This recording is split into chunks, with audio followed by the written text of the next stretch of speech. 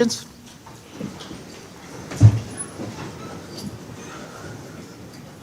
pledge allegiance to the flag of the United States of America and to the republic for which it stands, one nation, under God, indivisible, with liberty and justice for all.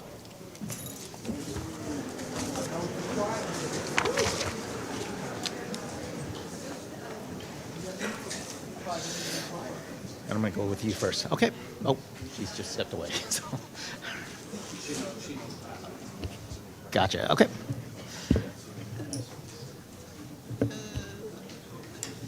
City Attorney Nebb and Councilmember Regenzer, could you please read out the report from closed session? I'm going to start with item F and G for Councilmember Regenzer to please read that out. Thank you, Mr. Vice Mayor. The council did meet in closed session and regarding conference with legal counsel, anticipated litigation, significant exposure to litigation pursuant to Government Code Section 54956.9D2, 2 cases. Council gave direction and there's no further action at this time. And item G, conference with legal counsel, threat of litigation, significant exposure to litigation pursuant to Government Code Section 54956.9D2, 1 case, mayor's demand for defense, counsel indemnification, litigation hold. The council did give direction and there's no further action at this time.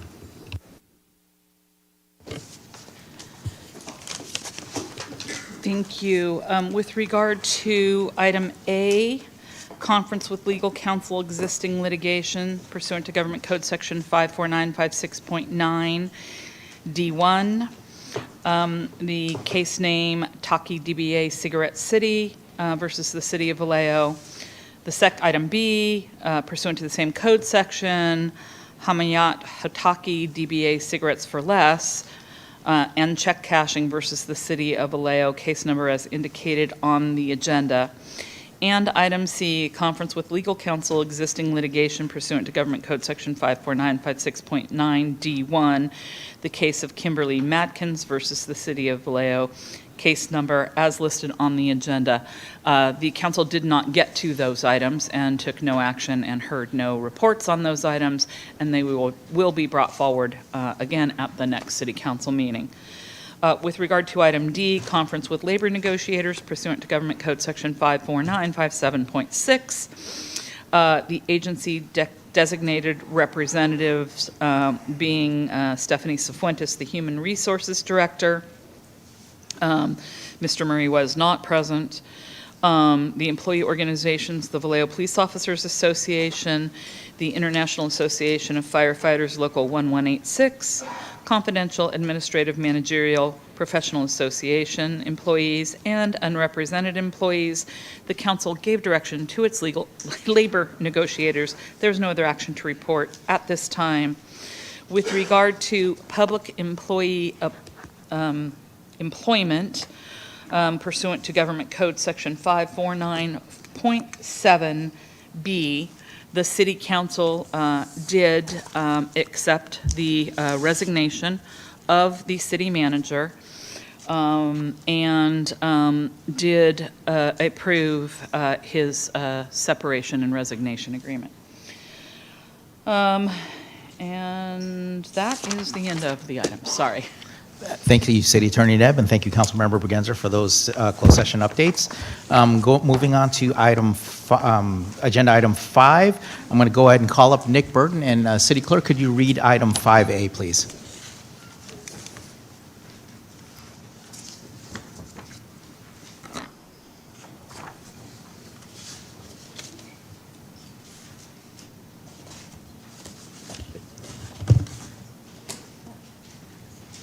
I can go ahead and read that if you want, Don.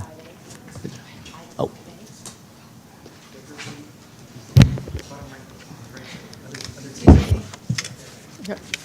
Update City Council on the diverging Diamond Interchange project at State Route 37, Fairgrounds Drive.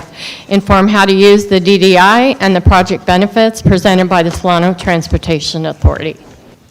Good evening. Nick Burton with Solano Transportation Authority. I'm joined with Bart Nang. He's Office Chief, District 4 Caltrans for Public Affairs, as well as Carl Gibson. He is Raise your hand. Thank you, sir. He's project manager for the design team. So I have them here to answer questions at the end if there are any. Next slide. I wanted to show this video. It kind of demonstrates what the project is in a pretty complete manner. And so we worked, Caltrans took the lead on this and developed this, and I think it would be very helpful and informational.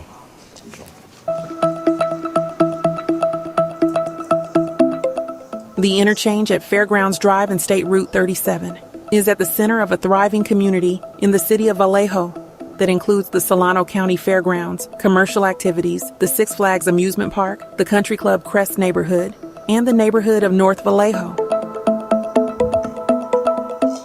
Over the years, the city has grown, and along with it, so has traffic. Bottlenecks are occurring with increased frequency. During the morning peak hour commute, over 1,100 cars travel south through this interchange, with half continuing down Fairgrounds Drive and the other half heading east on 37. In the afternoon, this massive flow is reversed. Adding to this, future demand is projected to increase by 25% over the next 20 years. The solution? A new diverging diamond interchange, also known as a DDI, that will decrease wait times at this interchange by 94% for the busiest commutes. These have been constructed throughout the United States and are proving to be an easy-to-use solution for the problems we're experiencing at Fairgrounds Drive and Highway 37. The first U.S. DDI was constructed in Missouri in 2009. Since then, over 150 have been constructed throughout the United States, including the first DDI in California, built on Highway 120 at Union Road in the city of Manteca in 2020. What does the DDI experience feel like? Let's take a look at some different ways that we'll move through this new interchange. Here we're headed south on Fairgrounds Drive during the morning commute. We'll be going under Highway 37 and continue down Fairgrounds Drive. Driving through the DDI is very simple. The carefully designed approach angle of the interchange, along with clearly laid out striping and signage, will safely guide motorists through the DDI. Large lane arrows provide direction, and the barriers will help minimize distractions. Transitioning back to the right side of the road as we approach Six Flags is like driving through any other interchange, but with less wait times. Now let's try taking the on-ramp to 37 headed east towards 80 during the morning commute. We're back at the stoplight. Continuing through the signal, we get ourselves into the left lane if we're not already there. And it's easy because the traffic coming off of 37 is stopped with a signal. No awkward merging to get yourself to the on-ramp. Existing sidewalks were moved to the center of the DDI to make room for the new configuration. This free left turn lane to 80 means we only need to go through one signal now, not two. Finally, let's try the busy westbound exit off of Highway 37 and head north on Fairgrounds Drive.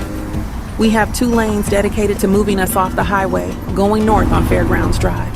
The clearly visible signals keep us safely separated from traffic coming up Fairgrounds Drive. Wondering how to bike it?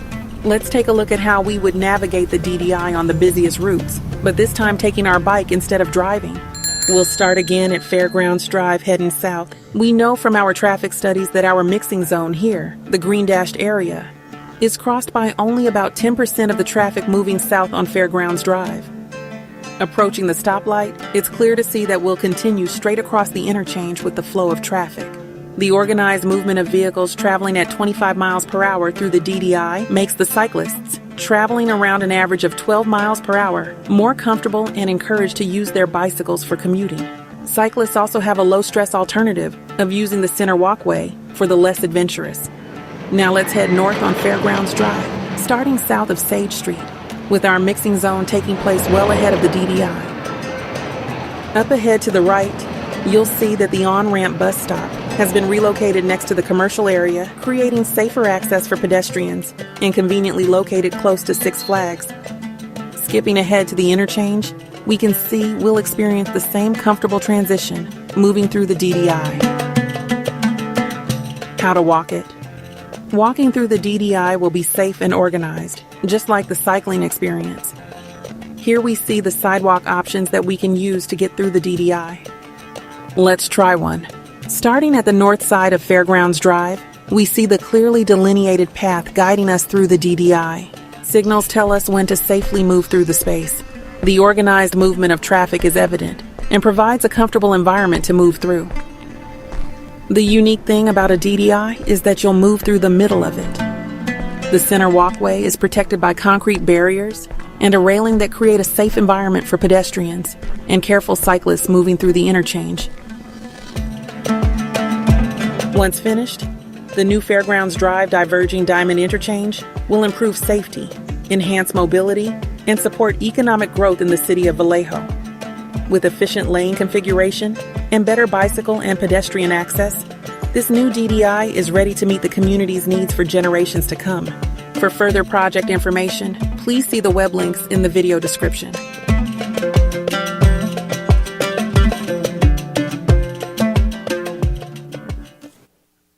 So that visualization was pretty complete in terms of providing an explanation of how you move through it, what it's going to look like. And so we're happy to take questions, but I wanted to kind of go scope, schedule, cost here real quick, give you guys an overview and an update on, well, there we go, why we're here too, specifically. So we started March of 2025 on the project, and about a $25 million construction contract. We are planning for substantial completion June 2026 and are on track for that. In about a month, mid-May, there's different stages of construction, and we're going to hit stage 5. And so you saw that alignment when cars go to the left side of the road. That happens during stage 5 construction. And so we're doing a significant amount of outreach. This is a part of that and kind of really kicks off a significant amount of outreach that we are doing to the community to make sure that they understand what this project brings and how to navigate through it. Make sure that we ease any uncertainty about it. This is the variety of ways which we've kind of reached out. You see STA and Caltrans done some traffic advisories, as well as Facebook live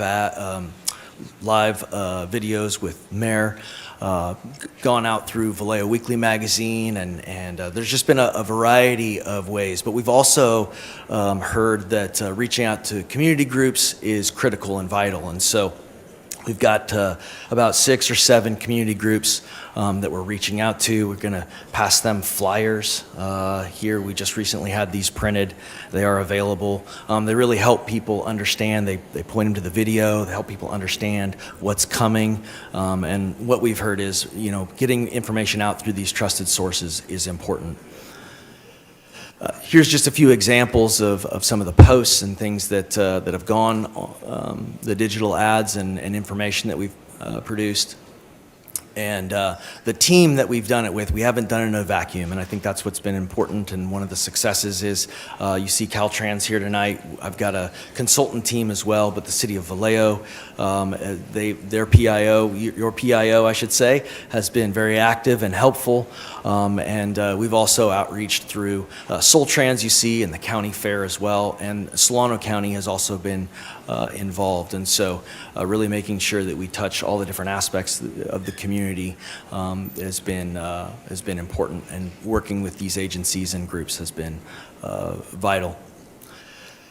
Here's kind of a team, just a thank you, and really just kind of wanting to take your questions and field anything that you guys may have concerns about the project. But we are eager this next month from now until about mid-May, when we go to stage 5, will be a heavy push, and we'll be using a lot of these digital and physical methods to reach out to the community. Just wanting you guys to know that work is going on, and if you hear anything, you can always contact me and get a direct answer to a question. So, but we additionally have a hotline, which is also on this flyer, and so somebody from the public can call and get somebody directly connected to the project, resident engineer. It's been a very helpful, useful tool, and so we're also putting that out to the community. So with that, happy to take any questions. Thank you, Nick, for the presentation. Councilmember Gordon? Hello, and thank you, and welcome. We appreciate this presentation. I do have just a follow-up question I asked way back when you met at the town hall meeting you had in North Vallejo, when you presented this beautiful layout, which I'm excited to see. But one of the questions I had was the concern of bicyclers might be at risk. And I had suggested, well, actually it was suggested there might be putting a bumper so that between traffic and the bicyclers, because that can be very challenging. So I just thought about that as well.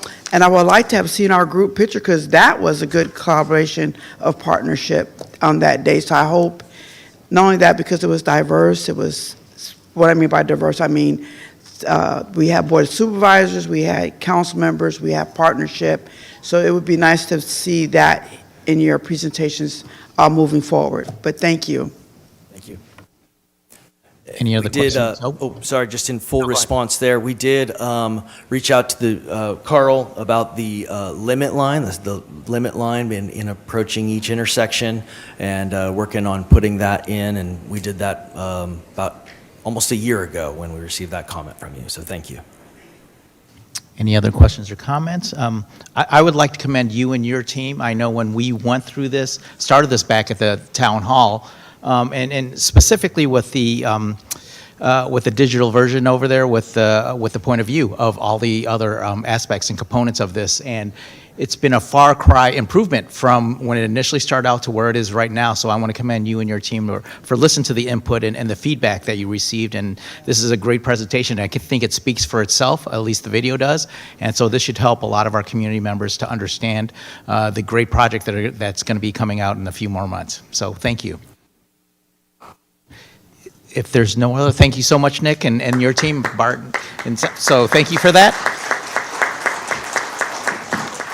So moving on to agenda item number 6, I will now ask Manny to start the 2-minute clock for anyone wishing to address the council on items not on the meeting agenda, both in person and virtually. At the conclusion of the 2 minutes, anyone wishing to address the council must have either signed into the electronic speakers kiosk located in the back of the council chambers or raise their hand virtually. Anyone signing up into the kiosk to speak or raising their hand after the 2 minutes is up will be recognized at the last community forum towards the end of the meeting. The community forum is an opportunity for interested members of the public to address the council on items not on the meeting agenda. Any interested members of the public desiring to communicate with the city council as part of the first community forum, maximum of 15 minutes, with each speaker limited to 3 minutes pursuant to Vallejo Municipal Code, Section 2.20.300. Members of the public who address the council as part of the first community forum will not be allowed to address the council again during the last community forum held prior to the adjournment of the meeting. Do we have any speakers at this time signed up? Yes, Vice Mayor, we have 3 speakers total signed up. The first is Tanya Bonreg.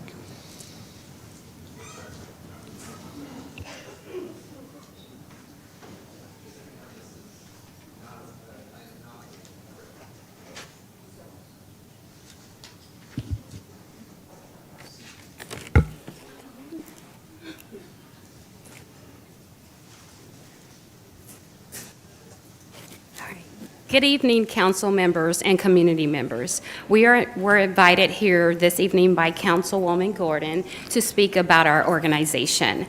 We represent VESS, Victims Empowerment Support Team, a domestic violence service provider here in Vallejo, supporting survivors and their children. My name is Tanya Brownrigg, Executive Director and Founder, and this is our amazing team. Would you like to introduce yourselves? My name is Edna White. I'm the Crisis Line Manager for VEST. My name is Jennifer Lopez, and I'm an advocate with VEST. My name is Tamara Stinnett, and I'm a DV advocate for VEST. My name is Chanel Davis, and I'm a Solano student intern at VEST. We are here tonight to raise awareness and to share that help is available here in Vallejo. Domestic violence in Vallejo is increasing, and this is not just a private issue, it is a public and community issue. No one agency can fix this alone. It requires coordinated community-wide response. If we do not work together, it will continue to grow. At VEST, we meet survivors where they are in the process. We understand that leaving an abusive situation is complex, and even if someone stays, they can still receive free services. Domestic violence doesn't just impact individuals, it impacts entire families and communities. Children in these homes often face long-term mental health challenges and academic struggles, while many survivors and their children are living with undiagnosed trauma and PTSD. Right now, VEST has confidential advocates available Monday through Friday, providing free safety plan, restraining order assistance, emergency hotel shelter for those actively fleeing danger, along with free therapy, support groups, and education workshops. We conduct danger assessments so survivors can understand the risk factors associated with homicide. In addition to providing services, we are intentional about investing in this community. We are creating opportunities here in Vallejo. 2 of our staff members live in Vallejo, as well as our intern. But here's the reality. There is only one domestic violence agency in Solano County that provides a 24-hour crisis response to domestic violence. We cannot expect one organization to carry this weight of this growing crisis.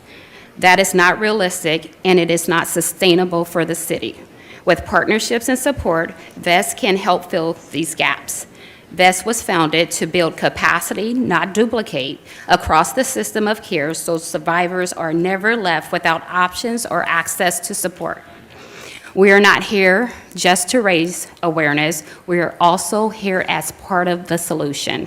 And that solution must also include prevention. We need to bring healthy relationship education into our middle and high schools so we can normalize that safe, respectful relationships look like for the youth. We must think beyond support and response and begin building a survivor-centered strategy that prevents domestic violence before it starts. I'll leave you with this. Fear is what keeps victims trapped, but our response is what sets them free. We must be ready to show up as a community every time. Thank you for your time and commitment to the safety of Vallejo. Thank you so much. Thank you.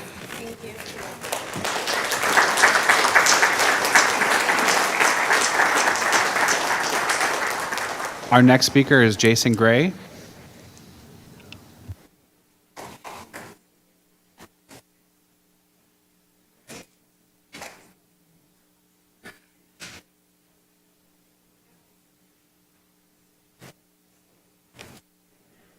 Good evening. Thanks for the time. There is a Vallejo Community Bike Rodeo at Dan Mini this Sunday. I hope you can come and bring your kids. It's an event sponsored by the national organization Safe Routes to School.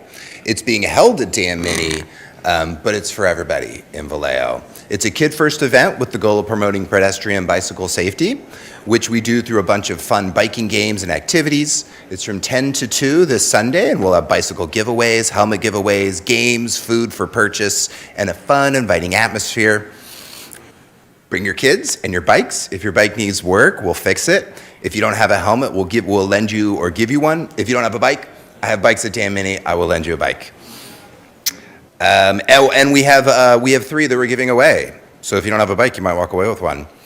As a local parent and educator, my personal goal is to get kids comfortable and safe outside of just being in cars, prepared for and welcoming of a future with more alternative transportation options. Shout out to Councilmember Gordon for your insightful and trenchant comments trying to protect us bikers. I've been bike commuting in Vallejo for a decade. And I haven't been hit. It's safer than you might think, but I really appreciate the more protection, the better. I want more of us out there. Let me just skip to the end. Okay. We've been running a bicycle program at Dan Mini, which is why I have the bikes. Safe Routes to School bought them for us. I've been doing it for a couple of years. I'll be there at the bike rodeo. So if you bring your kids, I can guarantee they'll be safe, they'll have a great time, they'll learn a little bit. Hardly any kids bike to school. I think Mr. Matulik can attest that bike rack is empty every single day. Let's change that one fun and safe experience at a time. I brought the flyer to advertise it, and I think Mr. Matulik has it for the council members as well. I hope to see you there. Bring your kids. Saturday 10 to 2 at Dan Mini Elementary. See you there. Thank you. And people in the audience as well. Please come see us. Okay, thank you. Thank you so much. And our final speaker is Robert White.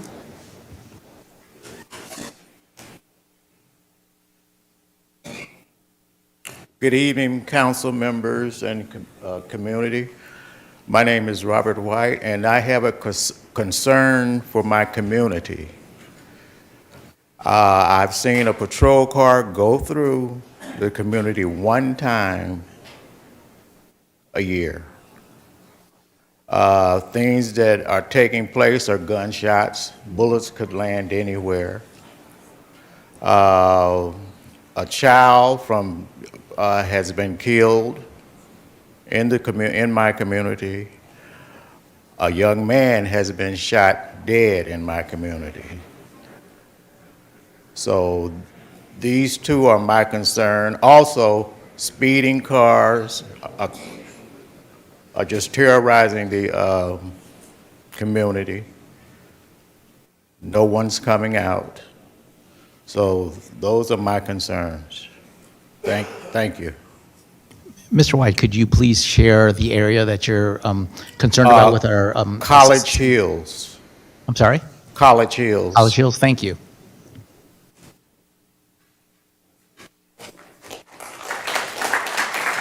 Mandy, do we have any online speakers? Through the Vice Mayor, we do not have any members signed up at this time. Thank you for that. So moving on to the next agenda item, public comment regarding the consent calendar item. So if there are any speakers wishing to pull an item or remove an item from consent calendar from virtually, please state what that specifically is. So I will ask Manny to please start the 2-minute clock. Are there any members of the general public wishing to address the council on items on the consent calendar? Comments must be restricted to items on the consent calendar only. Please either sign up to speak using the electronic kiosk in the back of the council chamber or raise your hand if you are participating virtually. I will allow 2 minutes for in-person speakers to sign up in the kiosk or anyone participating virtually to raise their hand. Do we have any in-person speakers for consent? Yes, Vice Mayor, we do have one speaker, Leslie Janik.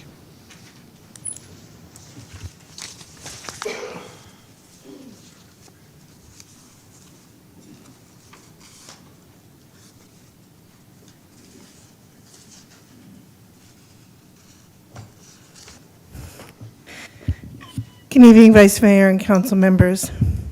I'm here this evening with a request to postpone item 9B on your action calendar before approving the agenda in consent. As you know, the proposed memorandum of understanding with the Scotts Valley Band of Pomo Indians is unfolding alongside an active federal review by the Department of Interior, as well as ongoing legal challenges involving multiple tribal nations. My understanding is there is an upcoming deadline of May 1st in that review. Given that context, I respectfully ask the council to consider amending tonight's agenda to move item 9B to a future meeting after additional clarity is provided at the federal level. This is not a position on the project itself, but rather a request for thoughtful timing. Decisions made locally at this stage may be interpreted beyond their immediate intent, particularly in a process that is still under federal review and carries deep cultural and intertribal significance. Allowing more time would ensure that any action taken by the city is informed, inclusive, and durable as possible. Thank you for your consideration. Thank you for that. any members of the council wanting to pull anything from the consent. I do need to disclose that I will need to recuse myself from item 8G.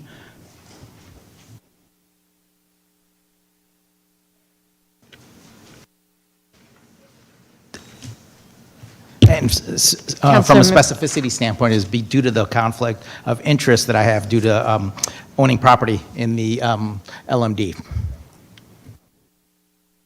Any other council members? Councilmember Ledesju? So first of all, I'd like to pull item D. And then secondly, as it relates to item F, I need to recuse myself as I own property in Glen Cove. Any other council members wishing to pull an item on the consent? Because right now we have item 8D, which will be 8.1. Any others? Seeing none. Oh, Councilmember Matias? Thank you, Vice Mayor. I guess this question is to the city clerk. Do we have more of these? Are you aware of more of these assessment items coming up on the agenda? On future agendas, yes. This Okay. is just the first step of the LMDs. I don't know if our Public Works Director is here. Ah, my friend.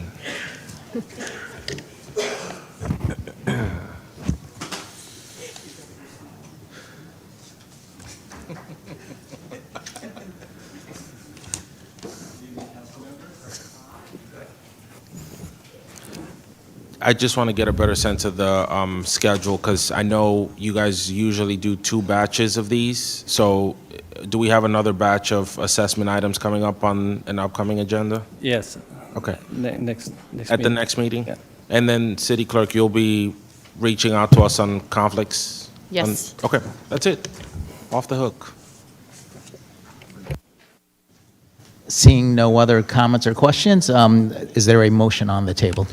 Yes, I move that we approve the consent and calendar, and moving consent item D to 8.1, and recusing Councilmember Ledesju from 8F, and recusing the Vice Mayor Matulik from 8G. Please vote.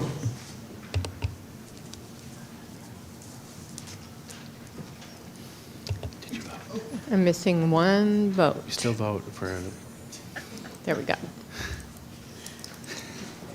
you just recuse from one item. And the motion, I can see it on my screen. It's not displaying. The motion carries unanimously with the mayor absent.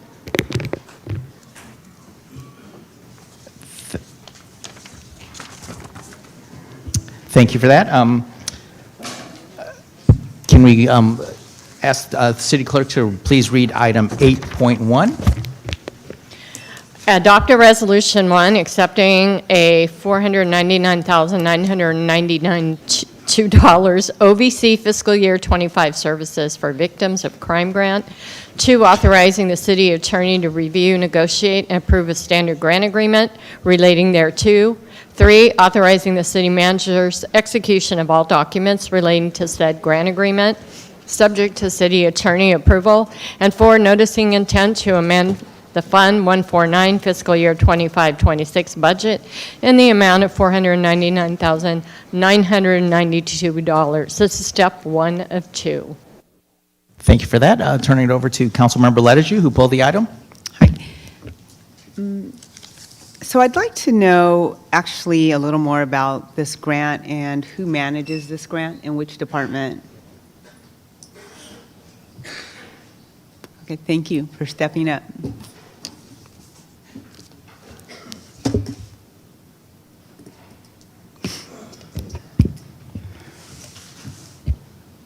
Sorry, could you repeat your question?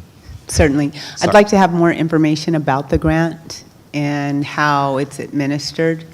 Yeah, this is a Department of Justice grant that was found by our federal partners, capital advocacy partners, our lobbying firm.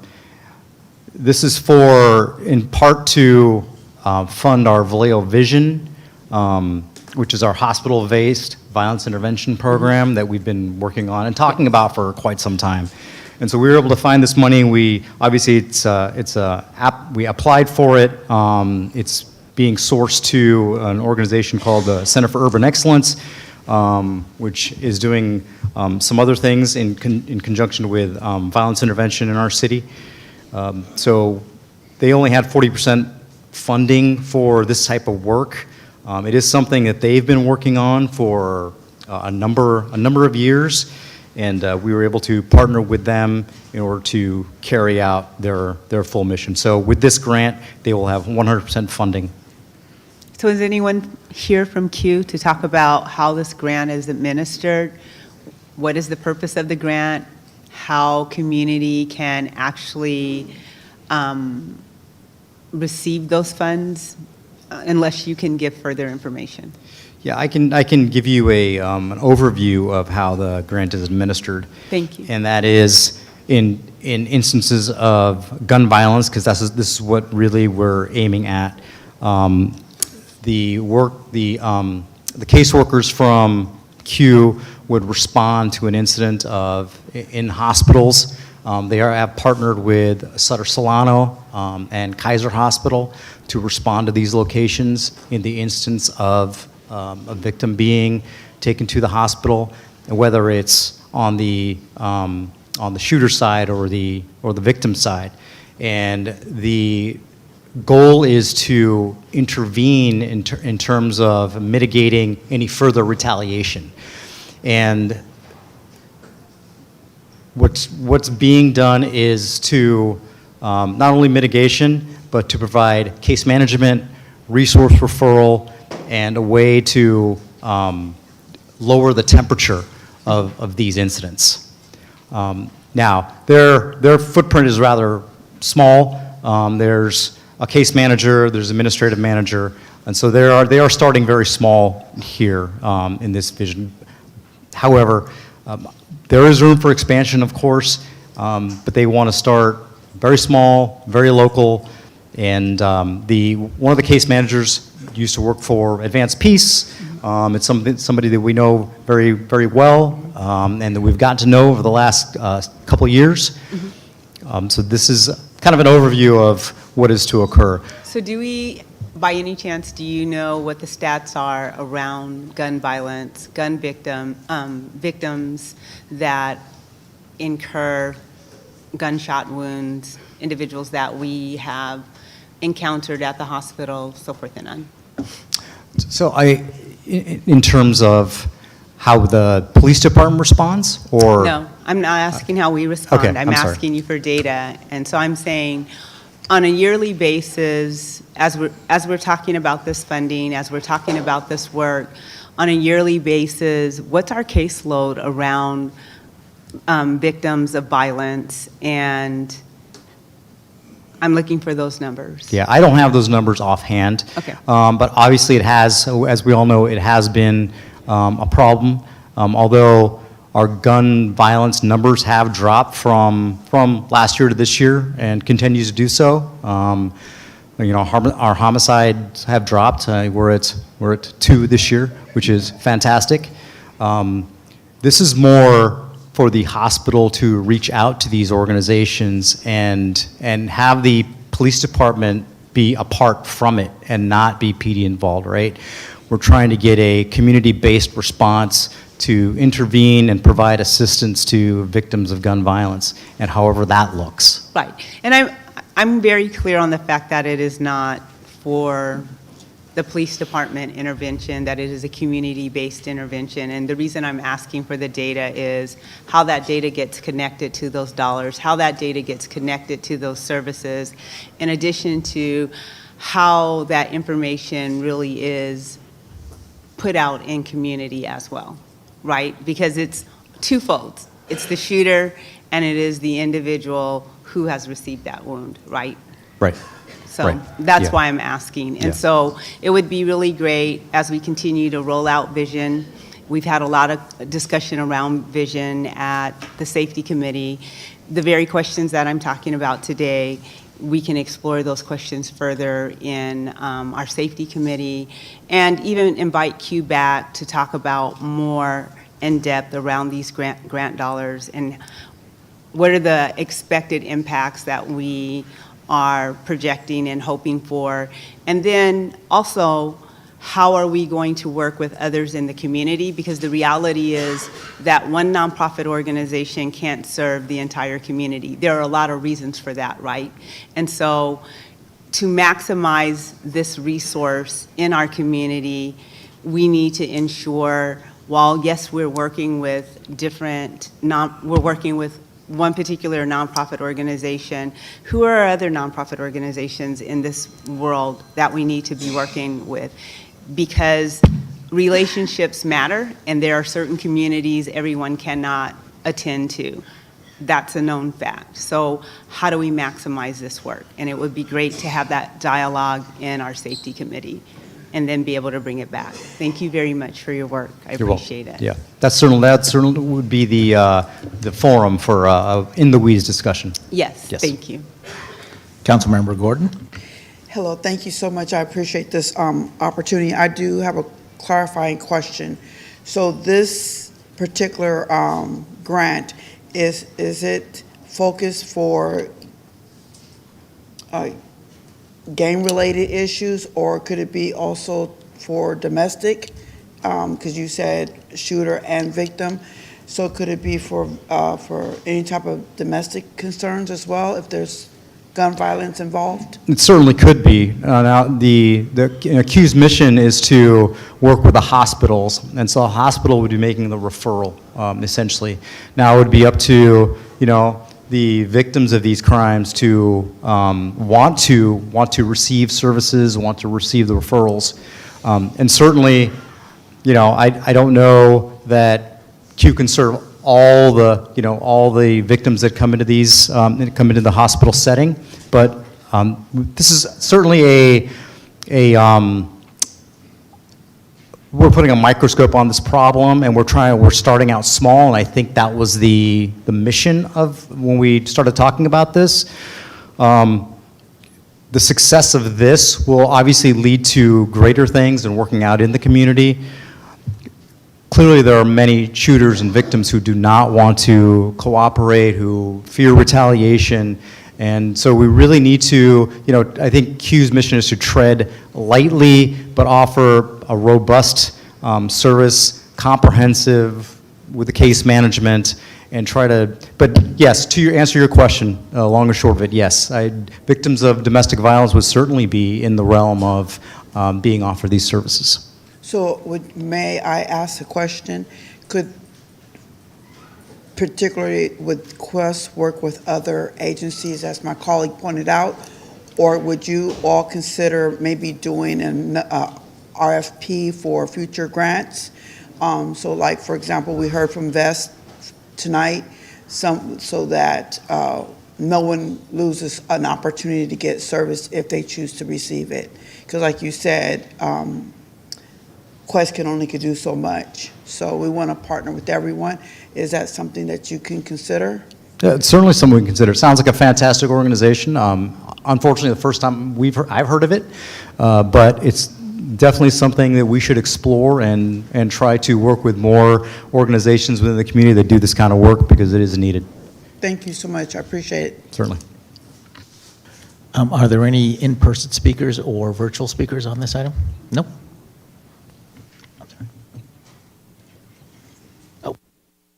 Councilmember Lediju? Just for the record, I want to state that VEST does work with VPD, and they do have a relationship with them, the organization that just stood up. So Councilwoman Gordon just mentioned them again. So they do have a relationship. They attend our safety meetings. They're doing a lot of, they're part of the domestic violence cohort group that we work with your organization and with the safety committee. So thank you for that. I was unaware. Thank you. It's okay. I just want to say that put it on public record. They do have a relationship with VPD. So if there are no other questions or comments, the chair is open for a motion. Yes, I move that we adopt a resolution 1 accepting a $499,992 OVC fiscal year 2025 services for victims of crime grant. 2, authorizing the city attorney to review, negotiate, and approve a standard grant agreement relating thereto, and 3, authorizing the city manager's execution of all documents related to said grant agreement, subject to the city attorney approval, and 4, noticing intent to amend the Fund 149 fiscal year 2025-2026 budget in the amount of $499,992, step 1 of 2. Please vote.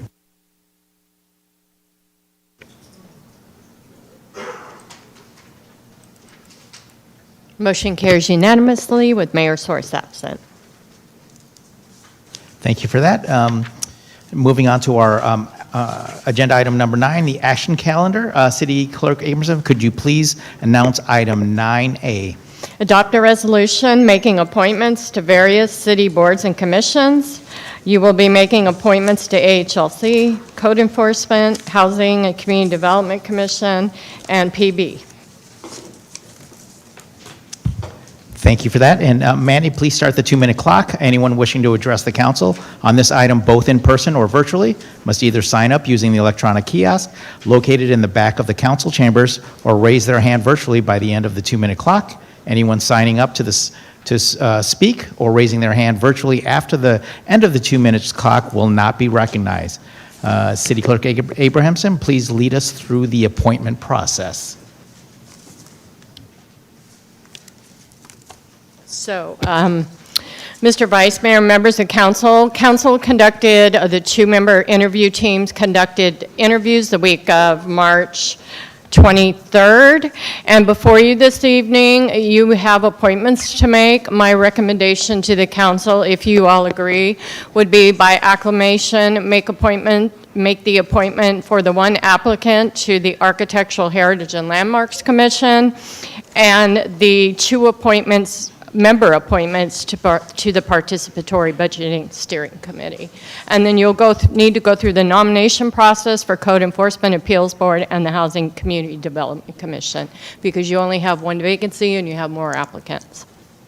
Thank you for that clarification. So if there's no comments or questions from from council, we'll go ahead and move with that recommendation to those unanimous appointments. And I had received a request that we do the ones that do need a vote, that we start with, I believe it was housing. So if my fellow council members, I have no opposition to that.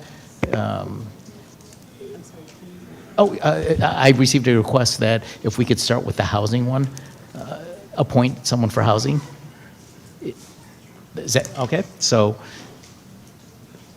City Clerk, if you want to go through the list for the housing. Okay. Or are there any questions or comments at this point from anyone? Are there any public speakers on the item? None? Anyone virtually, Manny?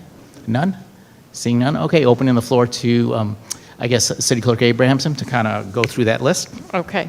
So you have 4 applicants before you that participated in the interviews with council members Ledeju and Paul Maris. I don't know if they want to say anything before I call by last name, so you can provide the name of your nominee. We haven't discussed it, but I nominate Ebony Smith. You nominate whom? Ebony Smith. Ebony Smith, okay. I will go with Councilmember Ledeju. Brianna Rogers, okay. Brianna Rogers. Yes. Councilmember Begenzer. Ebony Smith. Councilmember Gordon. Ebony Smith. Councilmember Matias. Rogers. Okay. And Vice Mayor Matulik. Brianna Rogers. Well, we have a tie. 3 and 3. You need 4 for a quorum to move the nominee forward for appointment. So, City Attorney Neb, do you recommend we try and go through it again, or do we wait until the mayor returns? That question is really up to the council in terms of it can wait, it can carry over to the next meeting and an appointment can be made at that time, or if any of you are in favor of revoting this, then we can revote it this evening. So I'll open it up to my fellow council members. Is there anyone that's willing to change their vote? And if not, it sounds like we'll just have to wait till the next council meeting to move this item forward. Through the chair. Yes. This was a very hard interview because both Yes. of them were extremely professional, had a heart for it, and it was very difficult. I think we should just carry over to the mayor. Okay, and I think our vote confirms that. So let's go ahead, like I said, we're going to go ahead and table this item, or this commission appointment till the next meeting. Moving on to the next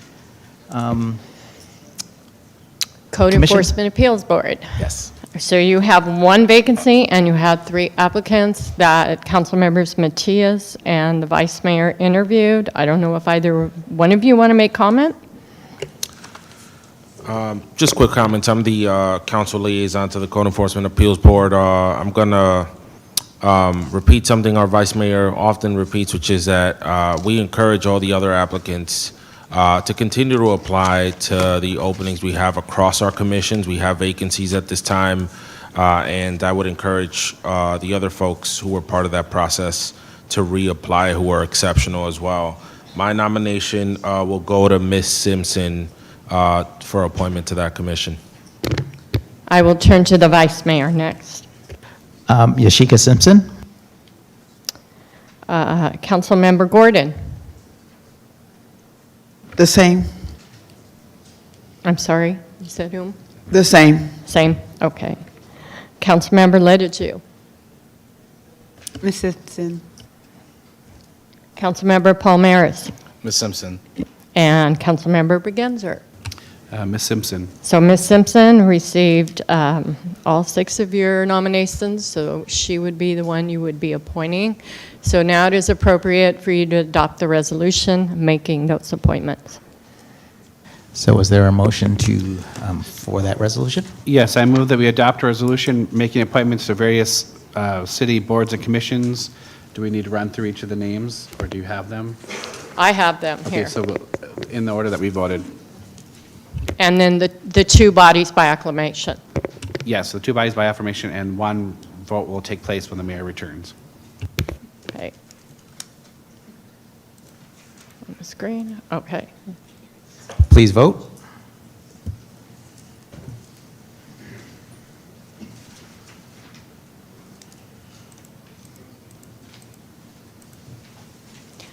Motion carries unanimously with Mayor Source absent.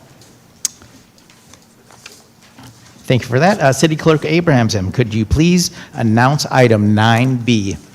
Adopt a resolution approving a memorandum of understanding between the City of Vallejo and Scotts Valley Band of Pomo Indians for temporary city services for temporary tribal development and encroachment permit, authorizing city manager to execute same, and finding such actions exempt from the California Environmental Quality Act. Tonight's agenda are the following. We're going to review the site location and some of the project background. We'll be discussing the proposed temporary development project details. We will talk about the impacts, analysis, and mitigations recommended, the terms within the MOU, benefits and risks of this memorandum of understanding. We'll discuss some public input and comments.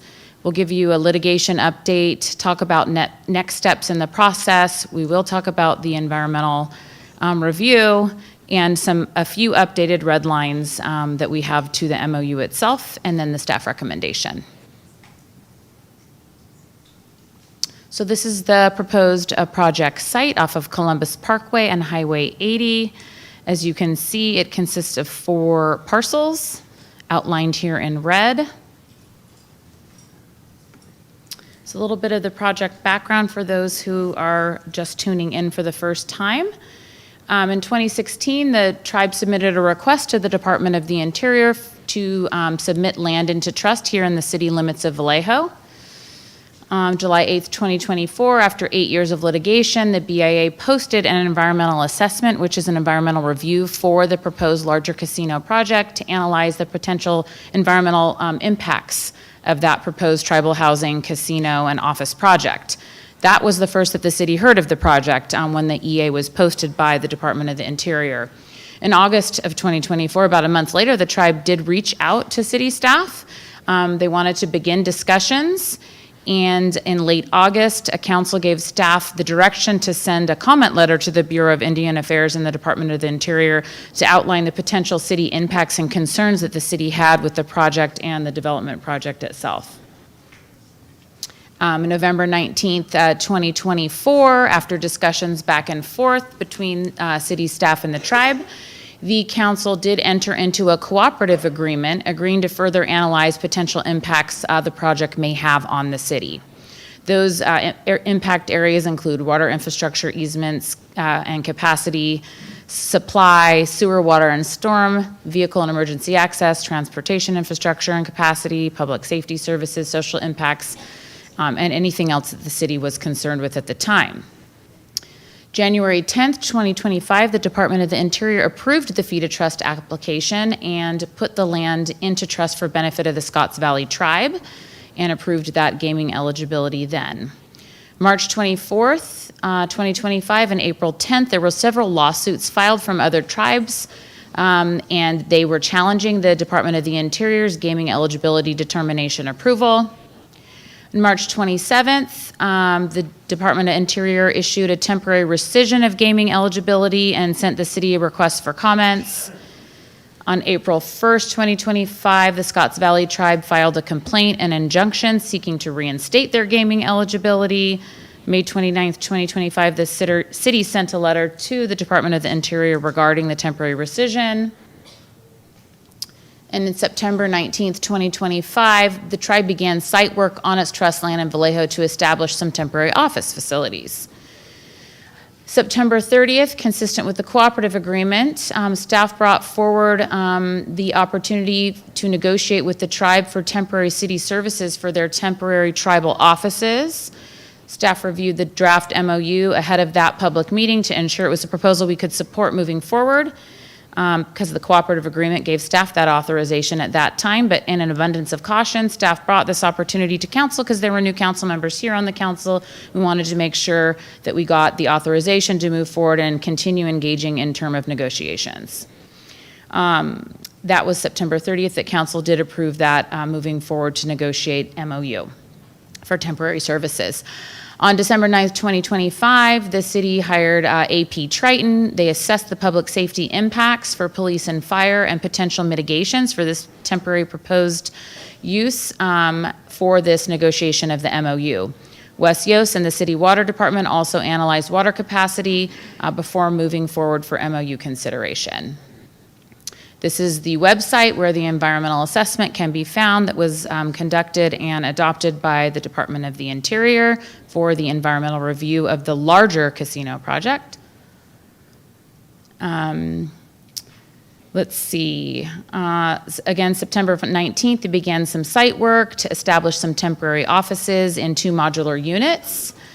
And on November 19th, the tribe notified the city of a recent litigation update reinstating their gaming eligibility, and then they had a desire to change from just the tribal offices to also include some small-scale gaming activity in modular units on the site. So the city was not aware of these changes until we got the letter November 19th, after which staff promptly notified council by email and one-on-one check-ins. Contractor change order was dated December 3rd. So this all happened after the notification to the city. And it changed from just the offices to include the Class 2 gaming and offices in 3 different modular units. The tribe updated their project description and presented that to staff on January 18th, 2026. And as we will talk later in this presentation, the current proposal is the parking lot, driveway improvements, 2 small modular buildings for gaming, 1 for tribal offices with 24/7 site security. So this is a rough site plan just showing the area of the subject property. To the right, outlined in red, is the larger tribal property, and then it shows a zoom in to that gravel access road parking area and temporary modular units. The report from AP Triton addressing impacts on the of the project. The temporary project is dated January 26. And at that time, AP Triton did assume a full 24/7 operation of those 2 temporary gaming modular units, and they recommended mitigations of approximately $700,000 in year 1 and $500,000 approximately each year thereafter. Subsequently, after this report came out, January 26, the tribe themselves hired Klaus Robinson, a separate set of consultants, to analyze impacts to public safety, police, and fire, and they did a similar report dated February 2nd, 2026, and their recommendation for impacts of this temporary use and development were mitigations of $80,000. So as we got these 2 reports and continued on with negotiations, the terms of this memorandum of understanding were formed. And these are the basic terms that I'm going to outline. I have a lot more detail on the slide. I'm going to review them briefly, but this is for information of the public and those that go online and print out these PowerPoints so they can have all of the information. So basically, the encroachment permit decision, we would like to get direction from City Council. Normally, this is a staff level decision, but given the sensitivity of the project and the necessity for the community input, we wanted to wait for that. So the plans have been submitted and they have been on hold pending this evening's meeting. That encroachment permit would allow for gravel compaction and paving of driveway, connection to electricity and the Vallejo VIP fiber network, and water services for these temporary developments. The police mitigations include the tribe maintaining 24/7 security on tribal property. The tribe is willing to pay for 1 fully loaded police officer, including salary and benefits, for the term of the MOU, which is a total of 3 years maximum. The tribe would also receive no level of service beyond what the community currently experiences from the police department. And then staff will be watching and monitoring in 90-day increments to see if we need to increase staffing. Again, that assessment will be funded by the administration mitigation in the payments that will be coming on slides to come. In any extraordinary event where other agencies and jurisdictions are called in, the tribe would pay for the actual costs of all of those augmented services. The fire mitigation term in the Memorandum of Understanding purports that the city permit process would apply. They would apply for it. They would pay fees for compliance. All of our departments would review those plans to ensure that we have that capacity. And again, the tribe would get no additional service from fire beyond what the current community experiences. And in any extraordinary event, when we had to call a 2, 3, 4, et cetera, alarm fire, the tribe would then pay actual costs of the entirety of that extraordinary event. As far as water services are concerned, the city permit process and fees, again, for compliance review would apply. They would comply with all city, state, and federal water regulations and pay for their water usage monthly at the normal commercial rate that any other commercial project pays in the city of Vallejo. They will need to record a new easement giving the city and maintaining our full access to our infrastructure that's on the site already. And then we will discuss in a further slide about moving some city gates and just creating more security and fencing to ensure that our tank system and our water infrastructure is protected. And then the water department also analyzed independently the capacity for the temporary project and stated they have capacity the city has capacity to serve the project. As far as traffic mitigations are concerned, there was a traffic study done with the original environmental assessment for the larger, bigger project, which had some mitigations. But this smaller project, we have agreement from the tribe to fund a larger traffic study impact because the city staff doesn't feel and experts don't feel that we have adequate traffic mitigations for when the larger casino may be built. So we did hire West Yost, and they did a peer review, and they gave us recommendations on what areas should be studied for traffic. So we do have a commitment from the tribe to further study that. We also have commitment from the tribe for an activation and mobilization fee for year 1, which is $100,000, which could cover the fire and police training and other staffing costs during this first year of temporary service provision. And they're agreeable to paying all the property taxes as if they were required to. A tribe's trust land in federal trust is not required to pay any property taxes, so they have agreed to continue to pay the property taxes that were required prior for 200 Columbus Parkway, $12,698 a year. And then I stated before, we added a few additional terms and red lines. Those red lines are on the dais, they're in the back of the room, they're online in the packet as well. And these additional terms are the four as follows and are redlined in the MOU and that attachment on your dais. We clarified, because we had had discussions about any of the improvements within the city's easement, we clarified that the tribe will be paying for all of those, the compacted gravel or paving, any of the driveway improvements, the two gates, the fencing, everything that happens within that city easement area will be fully funded by the tribe. The city will have full access, unobstructed access, and the tribe will be paying for all those improvements and will have city approval. The tribe, again, we talked about them paying commercial water rates, and the MOU talked about paying regular water rates, but we clarified in the red line in Exhibit B that the city will be applying its existing commercial water rate, just like the rest of the commercial development in the city pays. The third red line is relating to security in Section 2.1.1C, and the tribe has agreed to install a flock system with the automatic license plate reader and cameras and pay for that and fund it, as well as security tower cameras, and then provide all of that data to the City of Vallejo Police Department. So that was another term that we added and finalized today. And then finally, the tribe in Exhibit D, community benefits contribution, has agreed to provide $100,000 to nonprofits within the City of Vallejo each year. And in addition, in the community benefits section, they will now also be funding pothole repair on Columbus Parkway along the frontage of the tribal property to the intersection at Ascot Way. So along that area, more than likely the city will do those pothole improvements, but the tribe will fund those improvements for those repairs.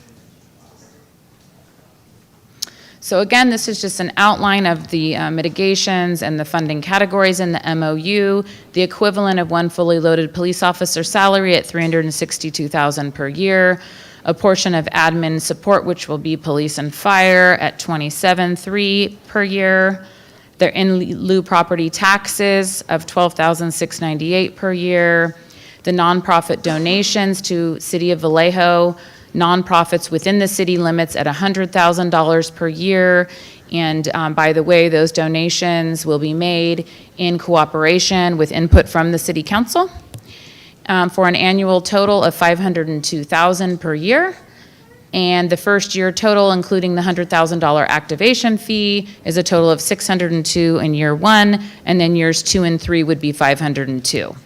So again, these are the rough numbers. The cost of the pothole repair and flock system would be in addition to these numbers. These above mitigations would be paid upon execution of the MOU. And again, the city has the option to cancel this MOU at any time for any reason, and at which point this MOU is terminated, the services cease, and the city can do that termination for any reason. In addition, if costs, as we're regulating and monitoring every 90 days, if they come out higher than what is outlined here in the per year costs, we are able to renegotiate the MOU or completely terminate and pull all services at the city's sole discretion. So there are many benefits and risks of entering into this memorandum of understanding with the tribe. Obviously, the land is in trust and federal trust for their benefit, and they can move forward with developing it how they so choose without the city's services. They could bring in a water tank. They could contract with another city for police or fire service. They could have their own security private service.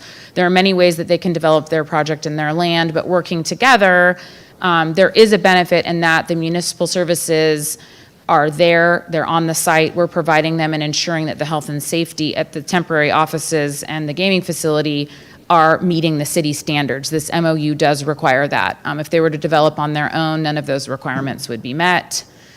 It also ensures full cost recovery to the city and avoids these unfunded impacts if we didn't work together with them, but there was still a large fire, say, on the hill.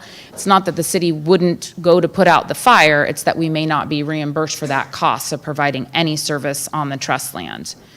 Again, it's working together, strengthening the intergovernmental relations. It establishes clear roles and protocols for public safety and water services.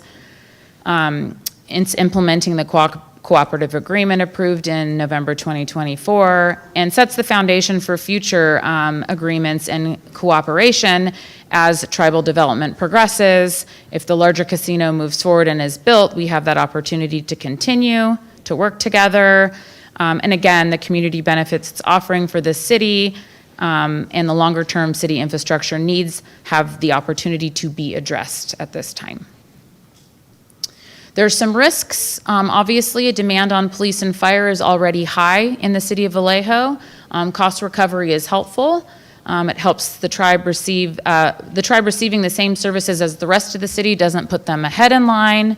The priority system will be the same, but that is a risk. That's why we have discussed the 90-day reviews and the opportunity to terminate the MOU at any time for any reason at sole discretion of the city. The enforcements of terms, even with a limited waiver of sovereignty and immunity, may be a little more complex than working with non-tribal entities, so that is there is risk there. Again, there is always confusion with the longer-term project and these short-term projects, so to be very clear, this MOU is only a temporary service provision. It's for a maximum of 3 years. It's not for the larger casino development, which is still in design and impact analysis process right now. This is only a temporary memorandum for 3 temporary services, police, fire, and water. So approving the MOU sometimes is confusing because the larger public may think that it's approving the larger casino, and it's not at this time. Again, the city doesn't hold any approval authority over this federally designated trust land, the gaming compact process, which runs through the governor's office, or any development activities that happened at the site. This is just an opportunity for us to work with the tribe to ensure that the city's impacts are mitigated adequately. And again, the tribe is not bound to work with the city. There are some risks of not moving forward. The BIA analysis and mitigation and the environmental assessment that was already approved for the larger casino project, it stands. And the BIA relied on that assessment with those very limited mitigations that the city felt weren't really adequately addressing some of the impacts. So if we do not continue to work together and we do not move forward with this or any other negotiation opportunities, there is a risk that the impacts will be larger than the city and the city may not get any sort of cost recovery or mitigation whatsoever. So that is a risk. The city has a water transmission line on the property and a water tank very nearby. It's a hillside, and so some of the larger concerns that need further analysis when a bigger potential project happens on the hillside that the city feels we need to look at, partnering now allows us that opportunity to look at impacts and mitigations for that future larger project when it moves up the hillside there. And again, it's best to prepare for the most impactful outcome and protect the city interests by working together rather than risk impacts without mitigations. So there have been some overall project concerns we've heard, and I'll review kind of our community input on the coming slides, but it's fairly common that casinos are a big concern to communities. Obviously, these areas of impact we discussed are concerns, and so the cooperative agreement gave us a path to independently, as a city, look at which areas we are concerned with outside of the federal governmental approval process and allow us to try and help to ensure to reduce some of those impacts. This MOU for the temporary development of the modular gaming and offices ensures we get reimbursed, and these are concerns that we've heard that the public safety services are already impacted in the city, and how are we going to afford to take one more project within. And so this provides us that opportunity to fund some of those impacts. And then again, I just want to reiterate, the city collaborates with all tribes with jurisdiction in the city of Vallejo based on the Native American Heritage Commission lists of all tribes that have ancestral territory within our city limits. We work with them on the public development projects that come through the planning department, city CIP projects, and any projects really that come across our desk. So staff has received many comments. Now this PowerPoint was updated around 4 p.m. and since then you will probably see in your email that several have come in between the hours of 4 and 6 p.m. as well. We have received multiple not in support of the project, multiple in support. Specifically, the Yochadihi tribe submitted a petition against the MOU with 562 concerned citizens, 252 of which were Vallejo residents. That was emailed to you electronically. It was uploaded online to the website into the electronic packet materials and supplemental materials, and it is in the back of the room in a hard copy. And then the Scotts Valley submitted some supporters emails, and I believe you've all gotten those emails, and of those, 272 of those are Vallejo residents supporting the project. We have a packed house tonight, so I'm sure you'll hear some input from the rest of the community, which is great to have them here and participating in the process. In addition, the tribe started a website to spread more information about the project, the timing, the tribe, the history, and take input from the community. And it is found at www.standwithscottsvalley.com. So as I mentioned before, the environmental assessment through the Department of the Interior was already adopted and approved with the larger trust application that was approved. This is a smaller scale project within that environmental assessment realm, but the city entered into a cooperative agreement to further study some of those impacts so that we could understand from the city's perspective, not just the approved environmental assessment NEPA document perspective. So these are the areas, this is the status of those larger impact assessments. The water impacts, capacity and infrastructure, near-term impacts were analyzed by Wes Yos. And long-term analysis was just completed on April 2nd, and the reports show that city has capacity with some mitigations. So that report has been sent to council. Traffic and transportation, as I stated earlier, there was an initial peer review conducted by Fair and Peers, and it recommends further traffic study for a larger casino development, and a scope for that additional analysis has been obtained. For economic and social impacts on economics and housing, Advantage Partners Consulting did an analysis. Staff feels that there's additional analysis needed to clarify specific mitigations, so we have procured 2 additional scopes for economic and social impacts and housing.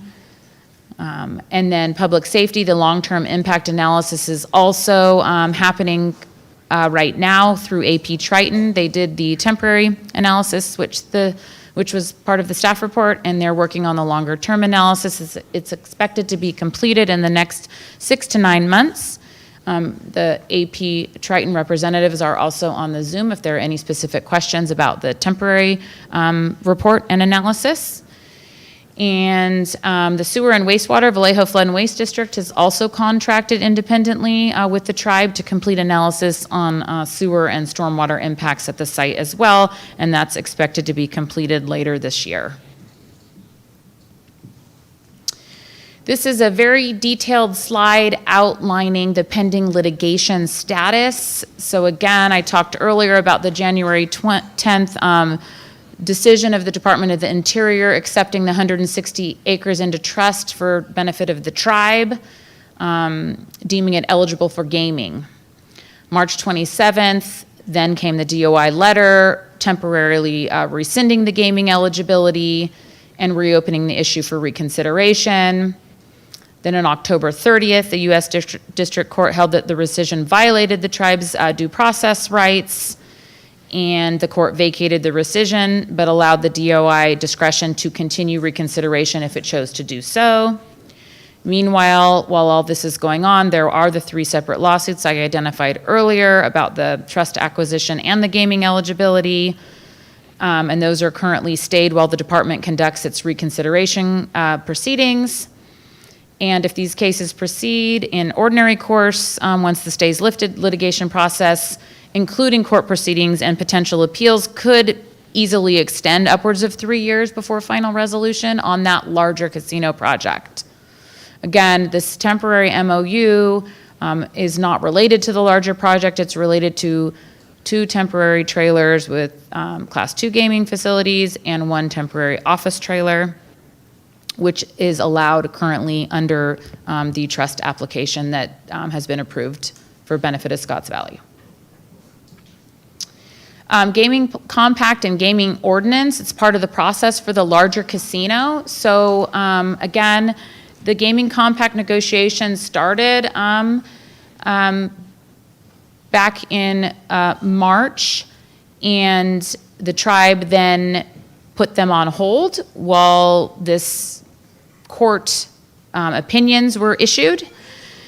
And following the October 2025 court decision, though, restoring the tribe's gaming eligibility, the compact negotiations resumed with the state. And we will be keeping a close eye on those, listening and getting updates from the state. Although the city is not involved in that process, we will be watching. And so once the compact is negotiated, if it moves forward, then it would be ratified by the California State Legislature and approved by the Secretary of the Interior before it takes effect. And during that time, then the city would then be looking to negotiate the larger intergovernmental agreement for those larger mitigations and impacts for that project. And then the tribe will move forward. They adopted a gaming ordinance in 1996. And then they amended it in January 2025. And March 25th, 2025, the National Indian Gaming Commission approved that amended tribal gaming ordinance. So next steps, if the council decides to approve the MOU, staff will continue analysis of impacts of the larger casino housing and office development proposal to ensure that we make sure that the city of Vallejo is reimbursed and mitigated for any potential impacts of a larger project. Staff then will return to council for consideration of those proposed mitigations and negotiation on the larger casino development intergovernmental agreement. Again, the impact analysis is fully funded by the tribe and continues concurrently with the litigation that is ongoing. We would bring back the draft intergovernmental agreement for city council consideration and public input. Before that happens, though, the encroachment permit would move forward with the development and department review and approval of that permit, and each of those other requirements for police, fire, and water permits would also ensue, and the temporary construction would need to be finalized in the coming months, installing all the infrastructure for the temporary project in the coming months. And then again, the intergovernmental agreement process, I just want to point out, it provides multiple opportunities for public input during this consideration. But the short and the small of it is it won't be opening tomorrow. It will be still several months, if this is approved tonight, in the process for the permitting and the construction. So although I explained that the larger casino project was reviewed for environmental impacts through the NEPA process, for the larger casino project, this action of approving a MOU at the city level for just services needed to be reviewed in compliance with the California Environmental Quality Act, the CEQA guidelines, and this approval qualifies for Section 15303 and 15304 CEQA exemptions. So the MOU in consenting to the approval of the encroachment permit is exempt in these 2 sections, provided that the provision of water and other utility extensions and street improvements of reasonable length that can serve this construction of small structures less than 10,000 square feet in floor area, which these are, and where all necessary public services are available, which they are, In a circumstance where construction of the structure is not subject to CEQA, as the city has no power to approve or disapprove the structures. They can be there with or without our input. We don't have that regulatory authority.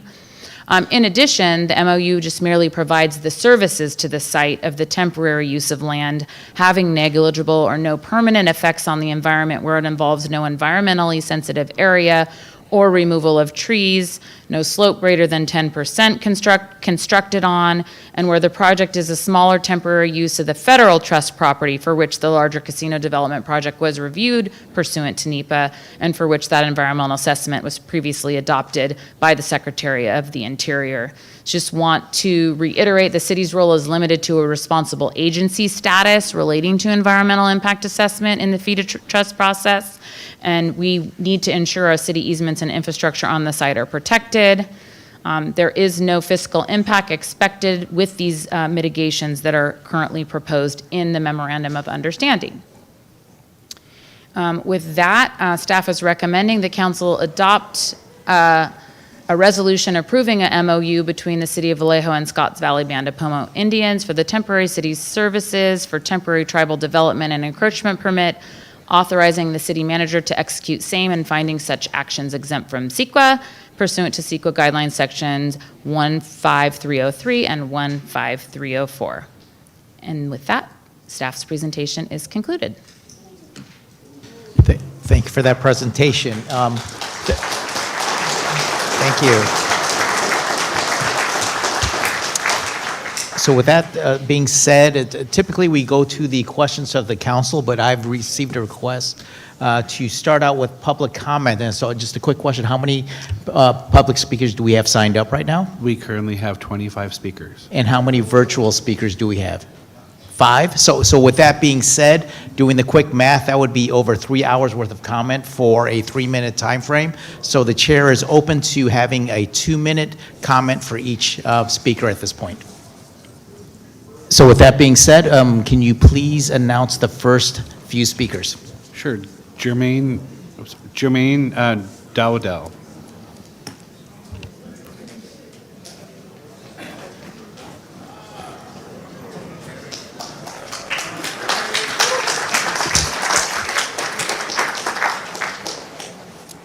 Good evening, Vice Mayor and council members. My name is Jermaine Dowdell. I'm a journeyman carpenter and field rep for Local 180, which covers Solano County. Also, my family has lived in Vallejo for over 30 years. I'm here in support of the MOU between the Scotts Valley Tribe and the city of Vallejo. I also have more than 50 of my brothers and sisters from the North Coast States Carpenters Union behind me.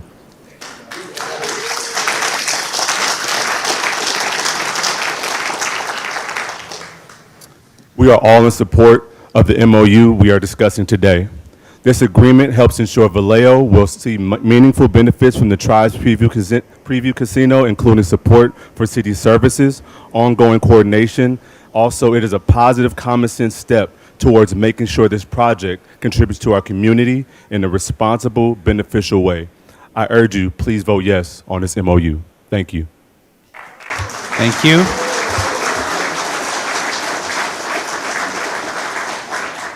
Our next speaker is Sean Davis, followed by Jesse Gonzalez.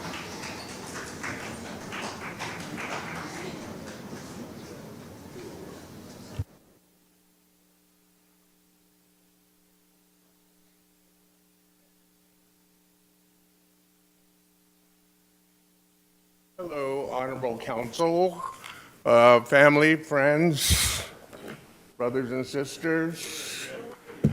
My name is Sean Davis.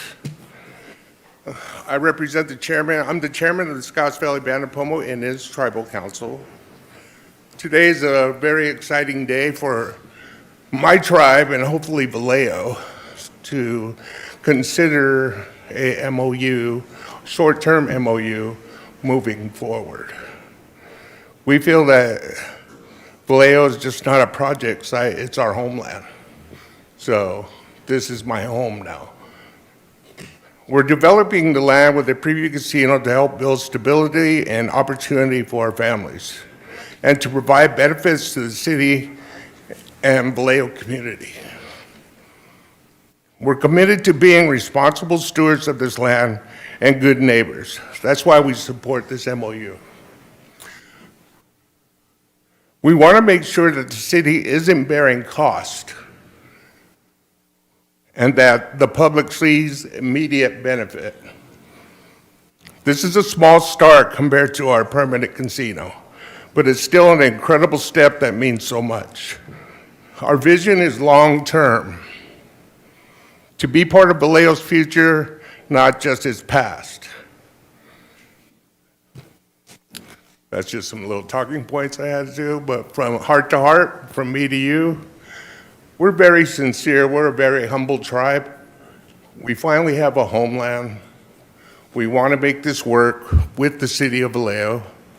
Education, infrastructure, from what I hear in the first part of the meeting, crime, taking care of our elders, and having hope for our kids to have education moving forward, regardless of what city they live in. And so that means a lot to us. That's what family values is. Our number, that's when you're rich. It's when you got family behind you. And making sure that your family is safe in the community that they live in. This is our community now. We are going to do the best we can for the city of Vallejo and the surrounding communities to do what's right for the people of my community, Vallejo. Thank you very much. And Thank you. I will pass it to Patrick Berger. Thank you. Our next speaker is Jesse Gonzalez, followed by Galvin Rubin.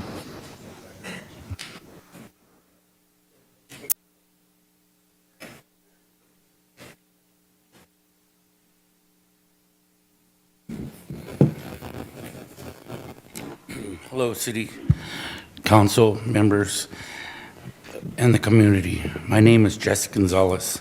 I'm the Vice Chair for the Scotts Valley Band of Poma Indians. It's been a long road for us to get here. Our people have faced centuries of mistreatment, especially by early settlers here in California. Our ancestors were forced from our lands over and over again. Our ancestors worked with the ranches here in Vallejo and the surrounding areas for many years and were forced to seize the land of Vallejo by a treaty in 1851. This venture has been interesting and an opportunity to educate the federal government and our surrounding communities of our history with who we are and where we come from before there were lines in the sand. Last year, our homeland was finally restored here in Vallejo.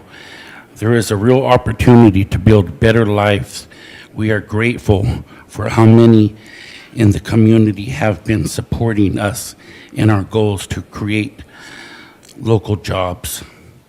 We want to work with the city and the community as we develop our land.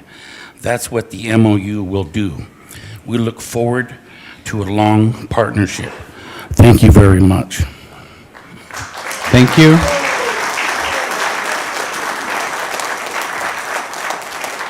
Our next speaker is Galvin Rubin, followed by Kayla Gomez.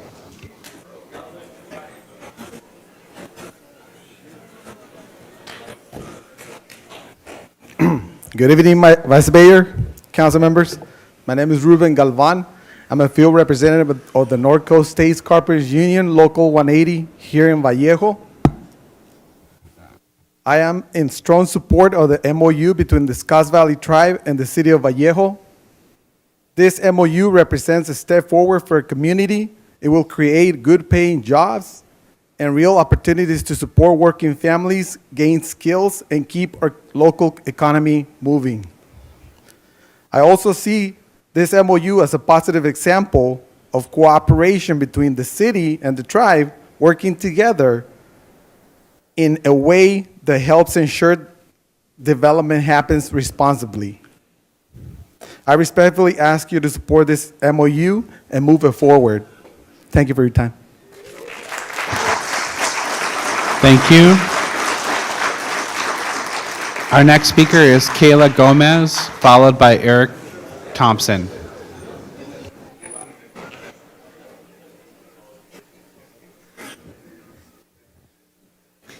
Good evening, ladies and gentlemen of the council, and good evening to the fellow residents and of the public. My name is Kayla. I'm a field representative for the North Coast States Carpenters Union. I'm a carpenter, and I'm a resident of Vallejo, and I have been for the past few decades. This is my home, and it always will be. Two words come to mind when I think of this project: change and trust. Not many people enjoy change, but it's necessary to grow, and trust is just as daunting. I'm standing before you this evening to ask for a yes vote on the Scotts Valley and Vallejo MOU partnership agreement. This project will help generate new jobs and visitors to Vallejo that will benefit the community and local businesses. This agreement brings coordination and sets the tone for future agreements that build long-term community benefits. I urge you to trust Scotts Valley and vote yes on this MOU. This is a change that will bring numerous benefits to Vallejo and its community. I thank you for your time and consideration.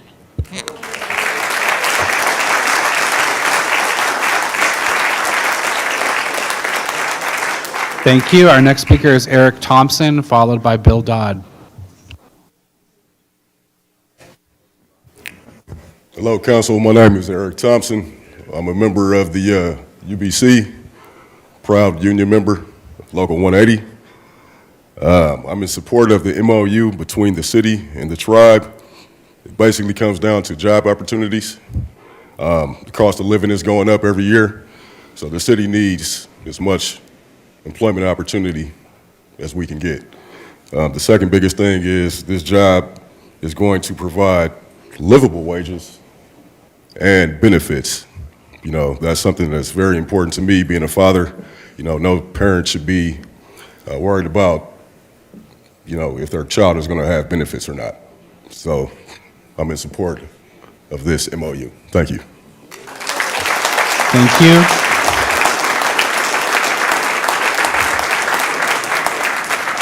Our next speaker is Bill Dodd, followed by Chairman Andy Meha. Good evening, esteemed Vallejo City Council members. My name is Bill Dodd, representing Scotts Valley. After representing Vallejo for 8 years in the California State Senate, I know how amazing this community really is and how much economic opportunity from the tribe could really mean. This is important because I can't think of a better way to continue supporting this community than building bridges and cooperation between the tribes and the city. The tribe presents a chance to uplift the entire Vallejo community while helping to address historic wrongs perpetrated against the Scotts Valley tribe. I've represented Rohnert Park and Brooks, and I've seen firsthand the immense benefit tribal enterprises have on their communities. Scotts Valley has already shown that they are committed members and boosters of this community. The fear of change is not a reason to bury one's head in the sand. Nearly 300 Vallejo residents have written in or agreed to list their name in support, and a survey of local residents conducted over the last week found that 52% of the residents support compared to 12% opposed. The MOU doesn't decide if a project moves forward and doesn't make any commitments for the permanent project. It outlines the relationship between the city and the tribe for this temporary facility. It ensures the city and community see a positive impact rather than taxpayer costs, which is the default without this agreement. And it provides the tribe with fair access to city utilities. In closing, I urge your approval, and I really, really thank you all for your time and attention and consideration. Thank you. Thank you so much. Our next speaker is Chairman Andy Mejia, I apologize, followed by David Proud.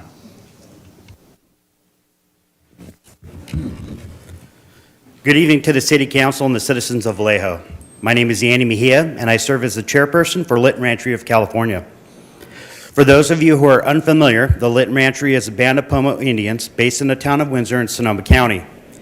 The Lytton Rancheria was terminated in 1961, and in order to regain our federal recognition, in 1991, we had a court stipulation that prohibited us from gaming in Sonoma County. Because of this, we were forced to seek lands outside of our ancestral territories on which to game and pursue economic development.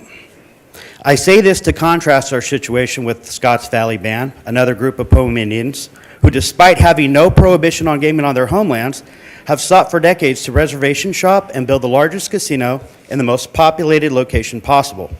They have also done this despite facing significant opposition from tribes from indigenous to Vallejo and elected officials fearful of the harmful precedent this project will set.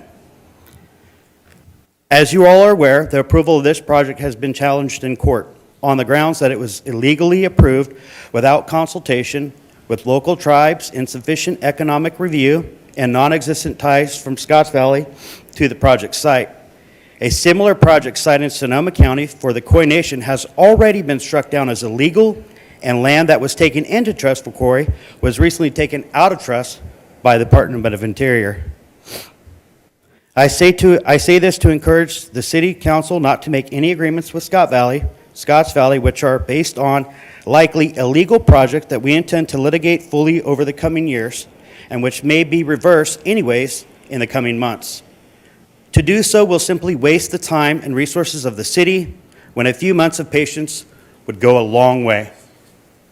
I say that if the City of Vallejo moves forward with the decision with Scotts Valley, Lytton Rancheria will litigate. Thank you for your time. Thank you. Our next, sorry, I will ask for respect for all speakers, so please, they were quiet for your turn, so please be quiet for their turn. sorry, you turned me off. Our next speaker is David Proud, followed by Phil Reich.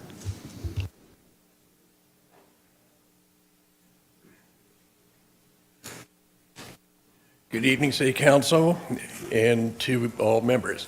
My name is David Proud. I'm a born and raised Vallejoan.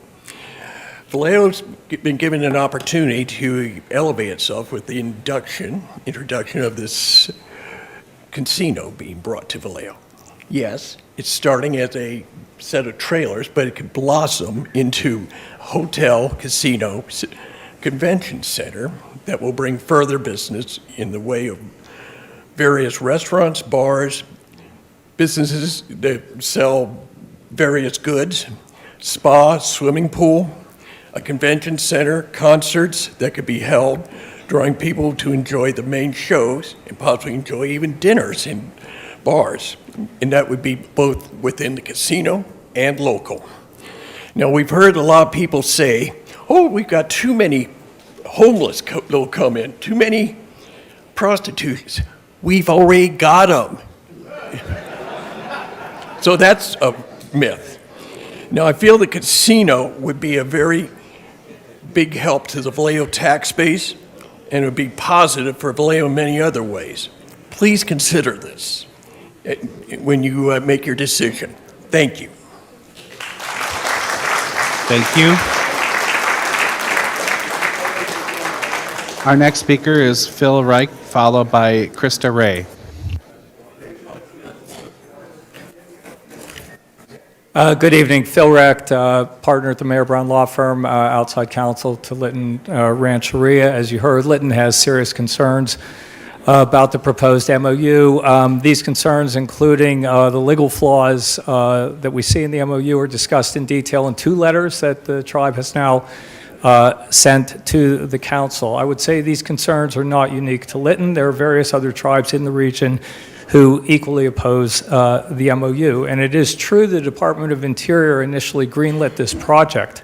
However, as you've heard, the department has decided to reconsider based on evidence that it says draws into question Scotts Valley's ties to this area. And the department has indicated it will issue its decision within the next 3 months, a final decision on the gaming eligibility of this land.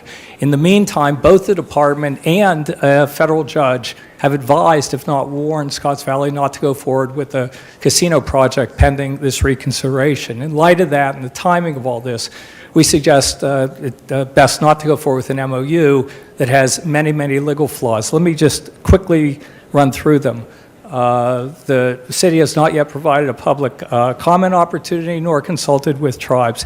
Neither of the categorical exemptions were mentioned earlier apply to the kind of MOU services at issue here. There's virtually no analysis whatsoever, let alone a robust analysis indicating that the impact of the services would be negligible.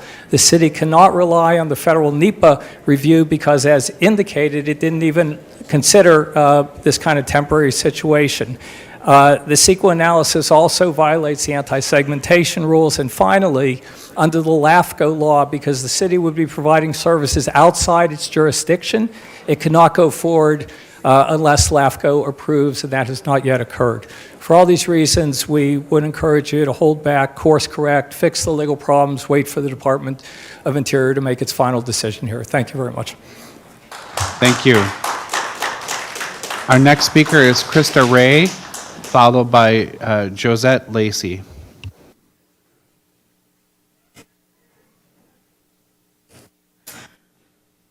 Good evening, City Council. My name is Krista Ray. I am the Tribal Council Secretary for the Scotts Valley Band of Pomo Indians. I would like to thank the City Council, both past and present, for your support, including the cooperative agreement and the negotiating the MOU. While the initial MOU may be for a small temporary casino and tribal office, it represents so much more for our members and community. It represents many generations of spirit and struggle for our people, for the many hardships that we have overcome. The MOU also represents a long-sought economic engine for our tribe. Scotts Valley has worked diligently on negotiating the MOU in good faith. Not only does this serve our membership, but creates a partnership for the future of the city of and community of Vallejo. Scotts Valley has begun supporting and participating with our neighbors for community causes. These community events are engagements the tribe has been waiting to do for many years. We also understand what it's like to do without, living paycheck to paycheck, worrying about when the ends don't meet, to fill those gaps.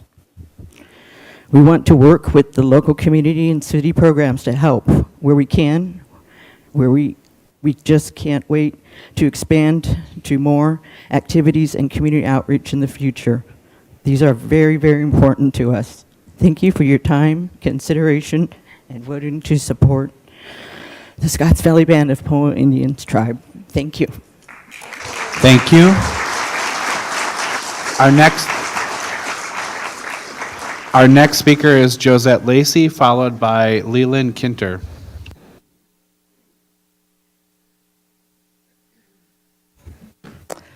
Good evening, Vice Mayor Matulak and City Council. As we've heard here, it is my understanding that this project has been subject to ongoing legal proceedings and federal review, including shifting decisions at the federal level that are still being reconsidered. Additionally, there are active concerns and legal challenges raised by tribal groups regarding historical land and connection and cultural impacts in the Vallejo area. Given these unresolved issues, it seems that the matter is still evolving. As a Vallejo resident that has lived and worked here my entire life, I have seen firsthand the positive impact of strong collaborative partnerships, particularly the philanthropic leadership demonstrated by regional tribal partners such as Yochadihi Winton Nation, whose longstanding investment in Solano County and Vallejo has made meaningful differences in wellness, education, youth development, cultural preservation, economic opportunity, and nonprofit capacity building, making a meaningful and lasting difference in our community. I too want to speak from my heart. Yochadihi Winton Nation has been part of Solano County and particularly Vallejo for a very long time through many partnerships. They brought the food pharmacy to Solano County, giving prescriptions to families to learn to eat better. When you see that truck driving through Vallejo and through Solano County, that came from their partnership. This was a long time ago. There were healthy store makeovers that they attended to bring healthier food and beverage items into stores here in the city of Vallejo. They gave opportunities for at-risk youth, transportation for seniors, and scholarships for education, just to name a few.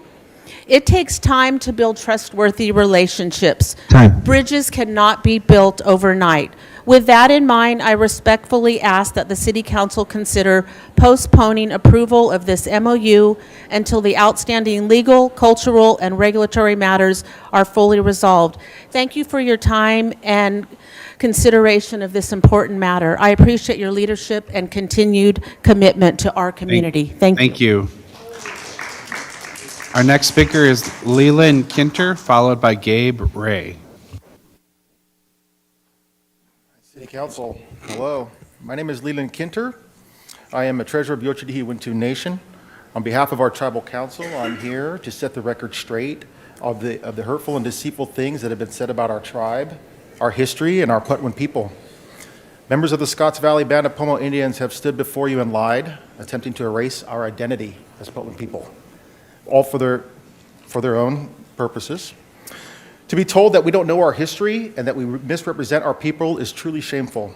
For generations, our Putwin people have endured efforts to diminish our identity and erase our connection to this land, but especially difficult to hear these claims repeated when it comes from another tribe. Our Putwin ancestors lived in villages across a territory that includes the very land we are standing on now, and our culture and our land and our people are one. That is why false claims to our homeland, like those of Scotts Valley, are so painful, and it is also why we work so hard to protect our ancestral territory. For generations, Yochidihi, Klitsuldihi, and our Putwin people have done the monitoring work in this county. Our grandparents, aunts, and uncles did this work long ago. They go to the site of new developments and excavation to try to protect any cultural resources found. That work continues today. We have a dedicated team that monitors development projects and projects of cultural resources across Solano County. Since 2012 alone, our team has undertaken cultural monitoring of more than 1,800 construction sites in Solano County alone. And this is not new work for us. This is who we are. I want to quote something from your own meeting. We submitted comments for your packet on March 2nd. I don't believe that you guys received them. They were received by the city, your office on the 4th. But I don't think you guys have seen this, and I would hope that you guys would take a look at our letters that we submitted for the public record today that were not submitted. Thank you. Thank you very much. Our next speaker is Gabe Ray, followed by Patricia Franklin.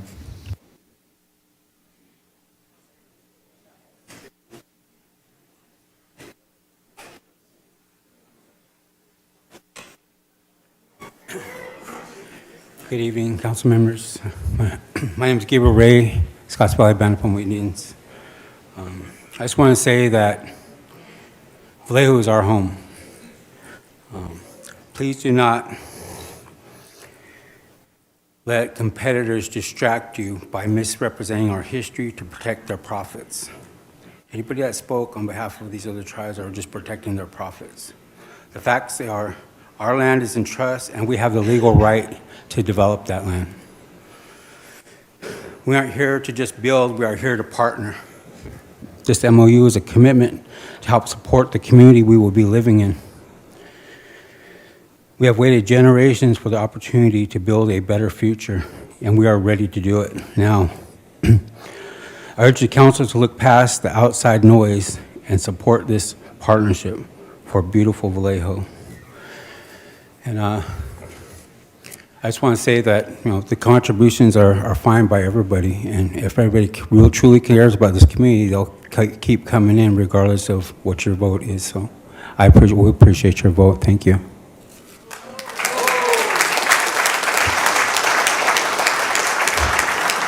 Our next speaker is Patricia Franklin, followed by Matt Adams. Good evening, Vice Mayor and council members. My family and I are Scotts Valley tribal members. and we respectfully ask for your support in approving this memorandum of understanding. For many years, our tribe has been without a permanent land base or place to call home. After a long and difficult journey, we now have the home where we can establish and rebuild our community, continue to revitalize our culture, and begin healing for future generations. Approving this agreement is a critical step in making our future possible. Access to basic utilities will allow us to responsibly develop our land, support our community, and move forward in a good way. This is our home. This is our community. We appreciate your consideration, and we respectfully ask for your approval this evening. Thank you so much. Thank you. Our next speaker is Matt Adams, followed by Anthony Roberts.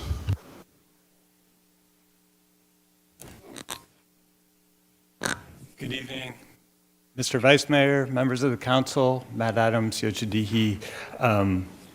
One quick clarification, one comment, one question. Clarification.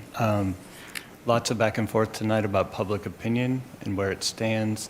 We did see about 1,000 pages of emails supporting Scotts Valley added to the supplemental packet. We would just suggest taking a slightly closer look.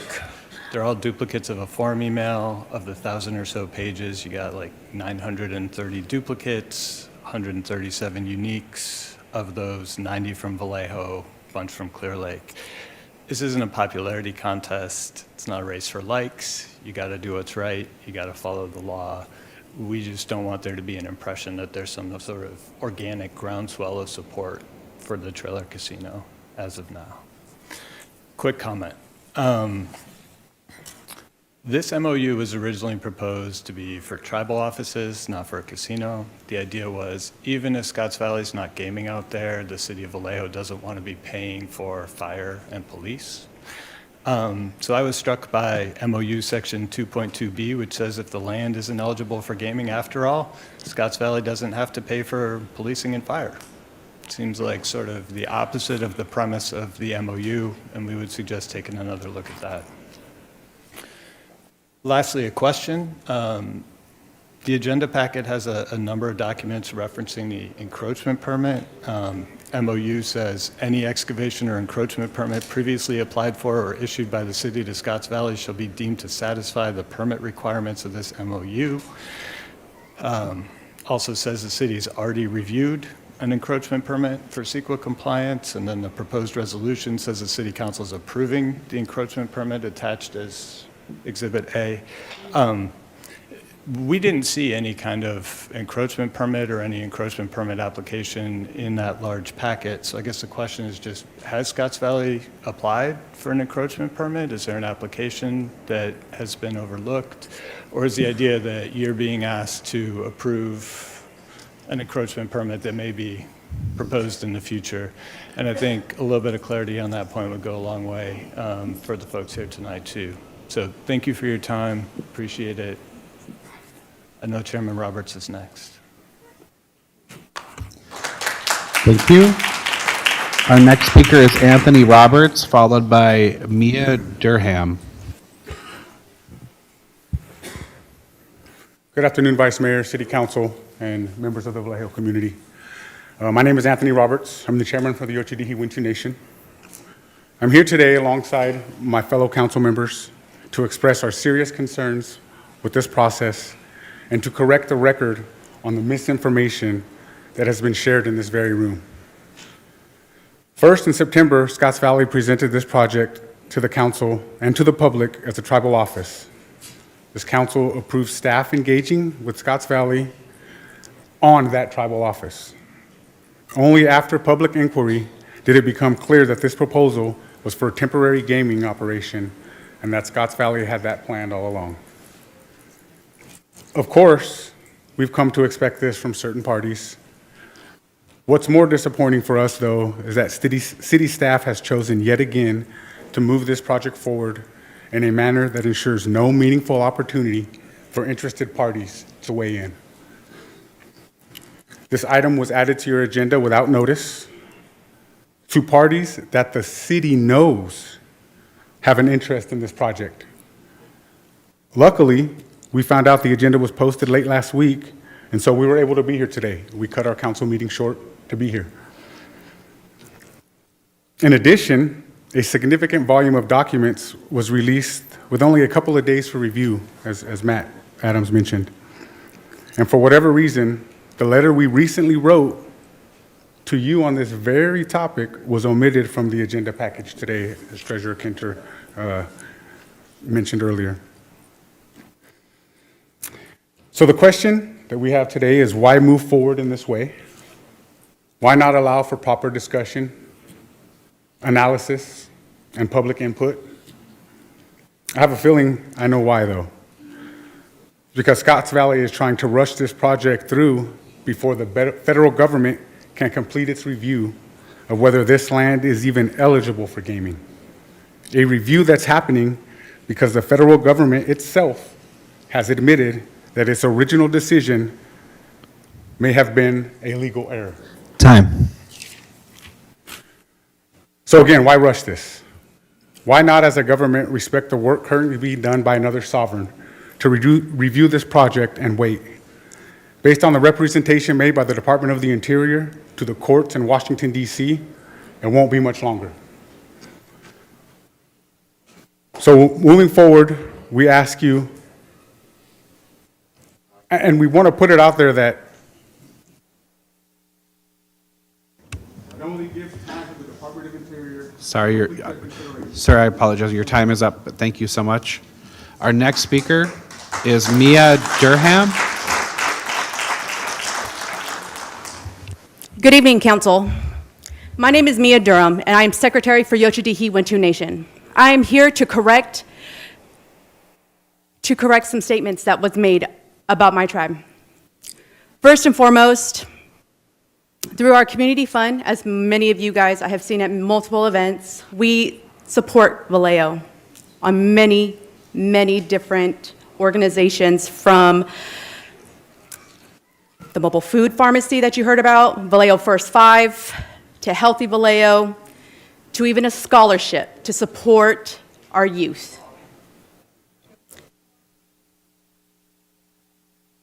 We do this without praise. We don't want praise.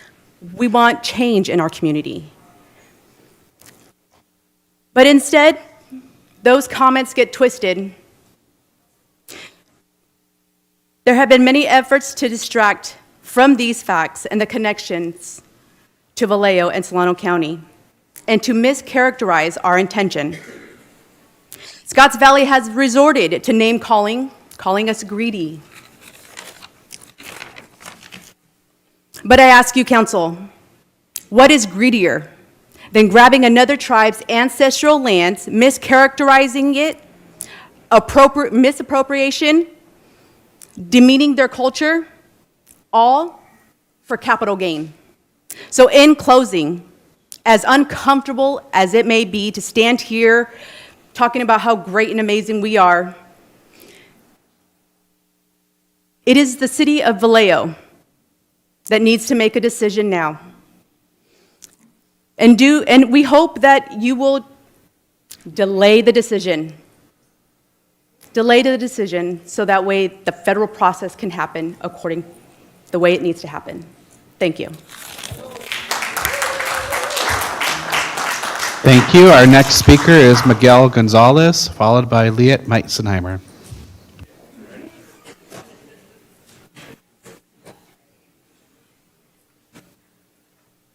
Thank you, City Council Vallejo. I'm a proud tribe member of Scotts Valley Band of Pomo Indians. Honored to be here today. So all Scotts Valley wants to do is take care of my family as well as the city of Vallejo. All these men here, ladies, the community. Nobody said nothing about the other tribes, nothing bad. I know there's some stuff going on, but it's nothing I said or my family said. If you guys want to continue helping out, continue helping out. If you want to really care about the city of Vallejo, nobody's stopping nobody. So we're just here in a good way. Can we pause the time? If you're having a conversation in the back, Okay. please take it outside. Yeah, thank you. So we're just here, my tribe's here in a good way. We want to help out the families, the kids, the VAST program. We also, Scotts Valley owns we have a rehab center in Sonoma County, 25 beds for Native Americans and non-natives to get their life back on track. Like I said, there's alcohol addiction here in this community and everywhere, all around California, the whole United States. So we're here to help out, not hurt this city. We're here to help it. Needs a lot of help, and I'm here to help as well. A lot of people here look like they got our back. Like you said, it's not a voting contest, but people are here. These men are here.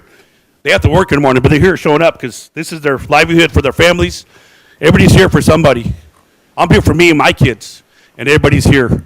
And I come here, and I'm not mad at nobody. I don't hold any animosity towards these other tribes as well. But I know they had to cancel their meeting to come here. So thank you guys all. Council for being here, being as heard. And like you said, this is our land, and we are here to stay. With or without a casino, Scotts Valley Band of Home Indians is here in Vallejo. This is our home, and we're here to stay. Oh. Thank you. I see Leah already on her way down as our next speaker, and then Michael Pimentelli.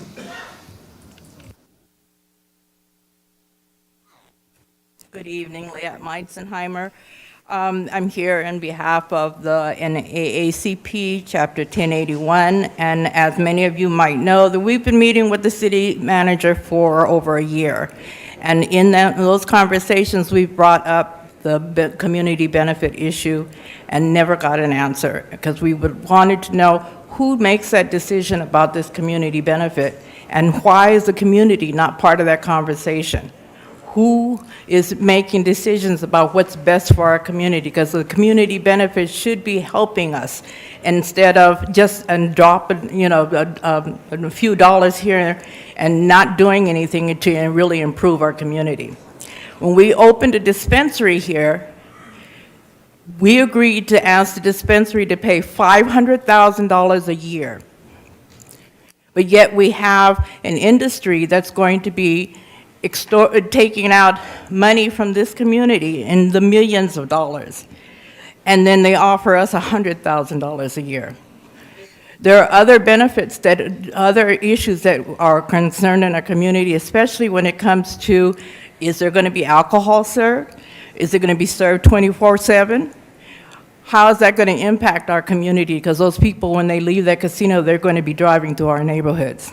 So as saying that we only have one police officer that's going to be added, is that going to be enough to carry? And those answers are not in your packet. So we don't know how that's going to impact our community. It's nice to have construction jobs, but from what I'm reading, they're adding 3,000 jobs for this casino. How many of those are going to come to Vallejo residents? Because we're the ones being impacted. We're the ones that have to deal with the fallout. We're the ones that need the jobs here. We need the community benefits. We need a better community benefit. We need more community voice at the table for these decisions. Thank you. Our next speaker is Michael Pimentelli, then Chris Villanavu. Villanueva.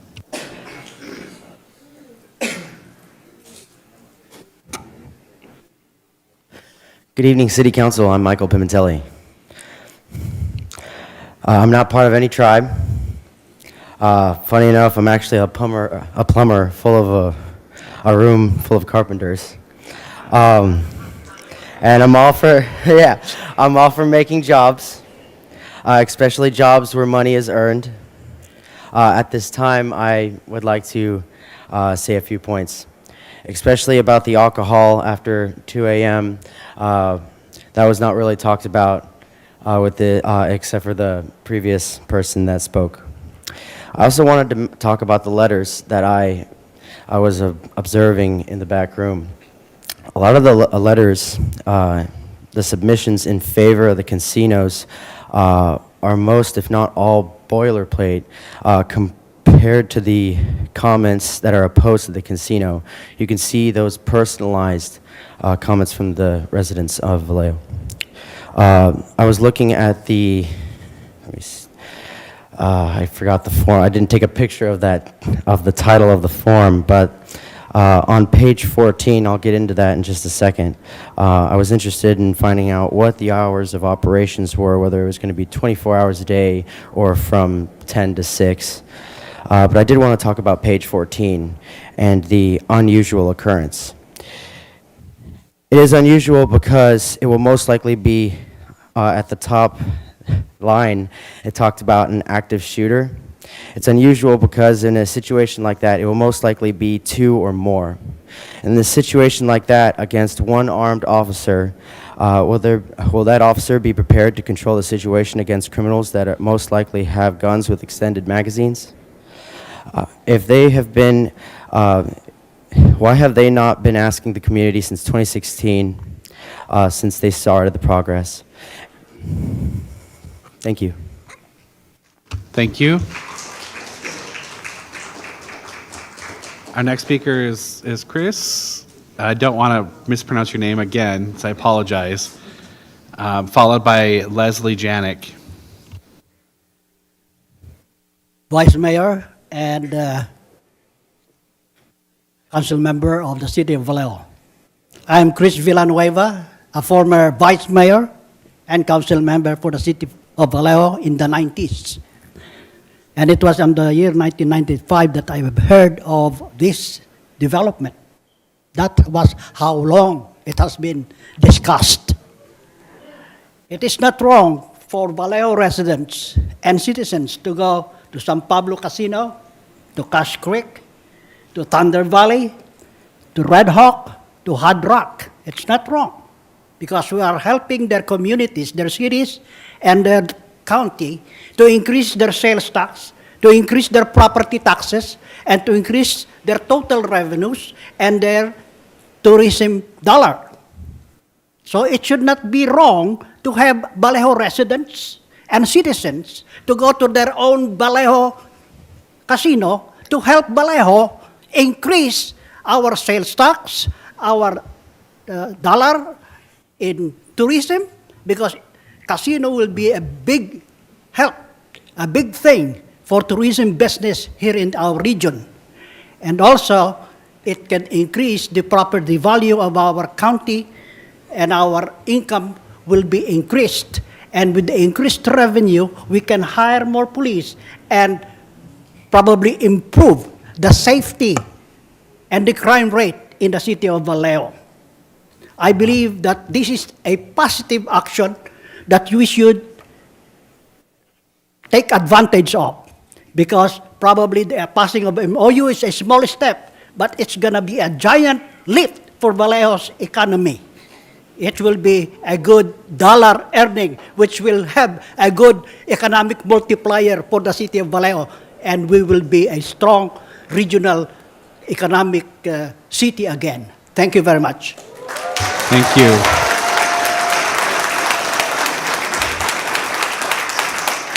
Our next speaker is Leslie Janik, followed by Dominic Arnold.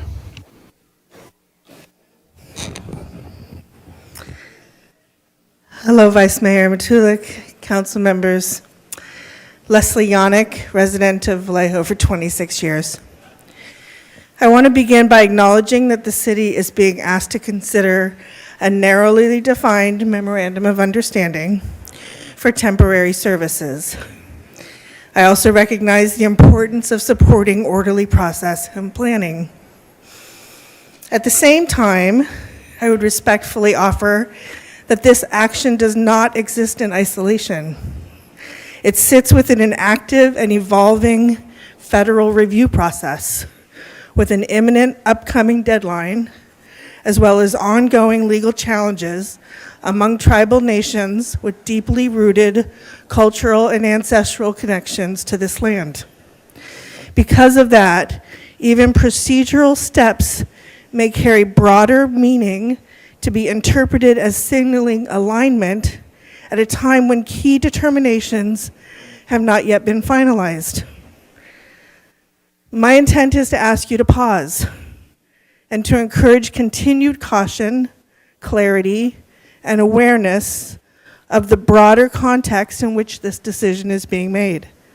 Vallejo has an opportunity to model thoughtful leadership in a complex and sensitive situation, one that honors process, respects tribal sovereignty, and allows space for resolution at the federal level.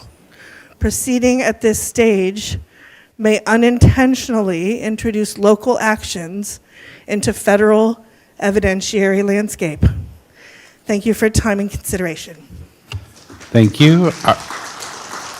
Our next speaker is Dominic Arnold, followed by Greg Lee. Thank you, Council. Appreciate your time. Trying to keep it brief. My name is Dominic Arnold. I'm a great-grandson of Chief Augustine, and I'm a longtime resident here in Vallejo.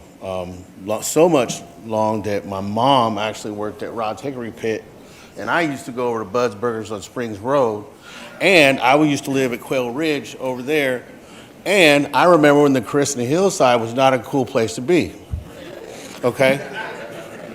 I just got off work. I worked 2 jobs. I'm with you guys. I'm not a carpenter. I build fences, but I'm right there with you guys. If you could speak into the microphone, please, Yes. it would help us.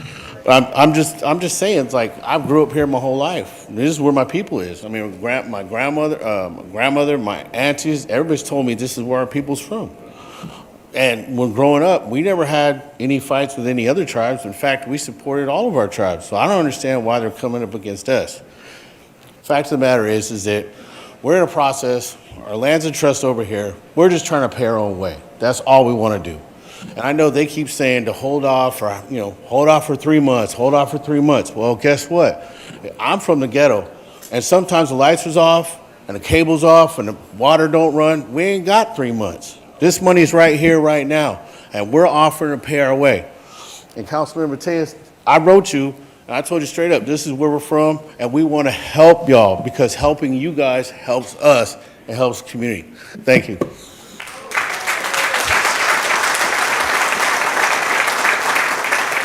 Thank you. Our last 2 speakers are Greg Lee, followed by Patrick Bergen. Good evening, Vice Mayor, members of the City Council. My name is Gregory Lee. I'm the chairman of the company that owns the Eureka Casino Resort in Mesquite, Nevada, and the Brook Casino in New Hampshire, 2 successful regional casinos that are making a difference in their communities. Now, I'm also part of a family that has been in Vallejo for over 70 years. I remember coming up 80 when there was nothing. There was no Six Flags. There were no auto dealerships. You know, we were part of that old guard who built the Columbus Parkway Admiral Callahan interchange. We graded all that property, and I remember building those things with my father, and I remember bringing Home Depot, Olive Garden, Red Lobster, Comfort Inn, all of those, companies here, and I believe that they've all made a difference. We've appreciated them. But one of the things is, my dad left the last 30 acres hoping that there'd be something better. We had a chance for Walmarts, we had a chance for Lowe's, and he really believed there could be something that could be the heart and soul of Vallejo. And in that time, this is it. We are so thankful and proud to be able to work with the Scotts Valley Band of Pomo Indians to do something for Vallejo, to do something for their people that can be transformative. I've spent 30 years of my entire career building hotel casinos that try to make a difference, that really make more for their communities. And that's what this will be. I know it in my heart and soul, and I hope that you will take this step to make this happen for our community. Thank you. Thank you. And our last speaker is Patrick Bergen. Good evening. I'm Patrick Bergen. I'm the tribe's attorney. I'll be here to answer any questions that you might have after the public comment session. The one thing that I want to stress is this, is that it is true that the government is deciding whether to reconsider its January 10th, 2025 decision. And it is true that they've said they hope to have a decision by July 31st. That does not mean it's true that it's going to be a negative decision. I'd like to let you know, as someone who's been intimately involved with all aspects of this project, the tribes compiled a very persuasive response that we think is going to carry the day with the Department of the Interior. That said, even if there is a negative decision, the tribe bears the risk. The tribe's going to pay the amount of money it's promised the moment the MOU is effective. So if a month later there's a negative decision and they can't conduct gaming on the land, we've already upheld our end of the bargain. So we're taking the risk. We're sharing in the potential success that can come from this facility, and we're going to uphold our end of good faith negotiations that we've had with the city for this entire half year. The assistant manager pointed out that your consultant said this would be a $700,000 mitigation expense. Our consultant said $80,000. So the tribe split the difference. They came up with $600,000. That's a sign of our good faith here, that we're not here to just take. We're here to give. We're here to cooperate. We're here to participate. You know, it's important to understand what happened to Scotts Valley. Their members were scattered to the entire East Bay during what's called the termination era. Vallejo is centrally located among all of its members. That's why it's becoming their homeland. This is why they're going to build homes on this land. This is why they're going to build a headquarters on this land. It's to bring everyone home together. Thank you.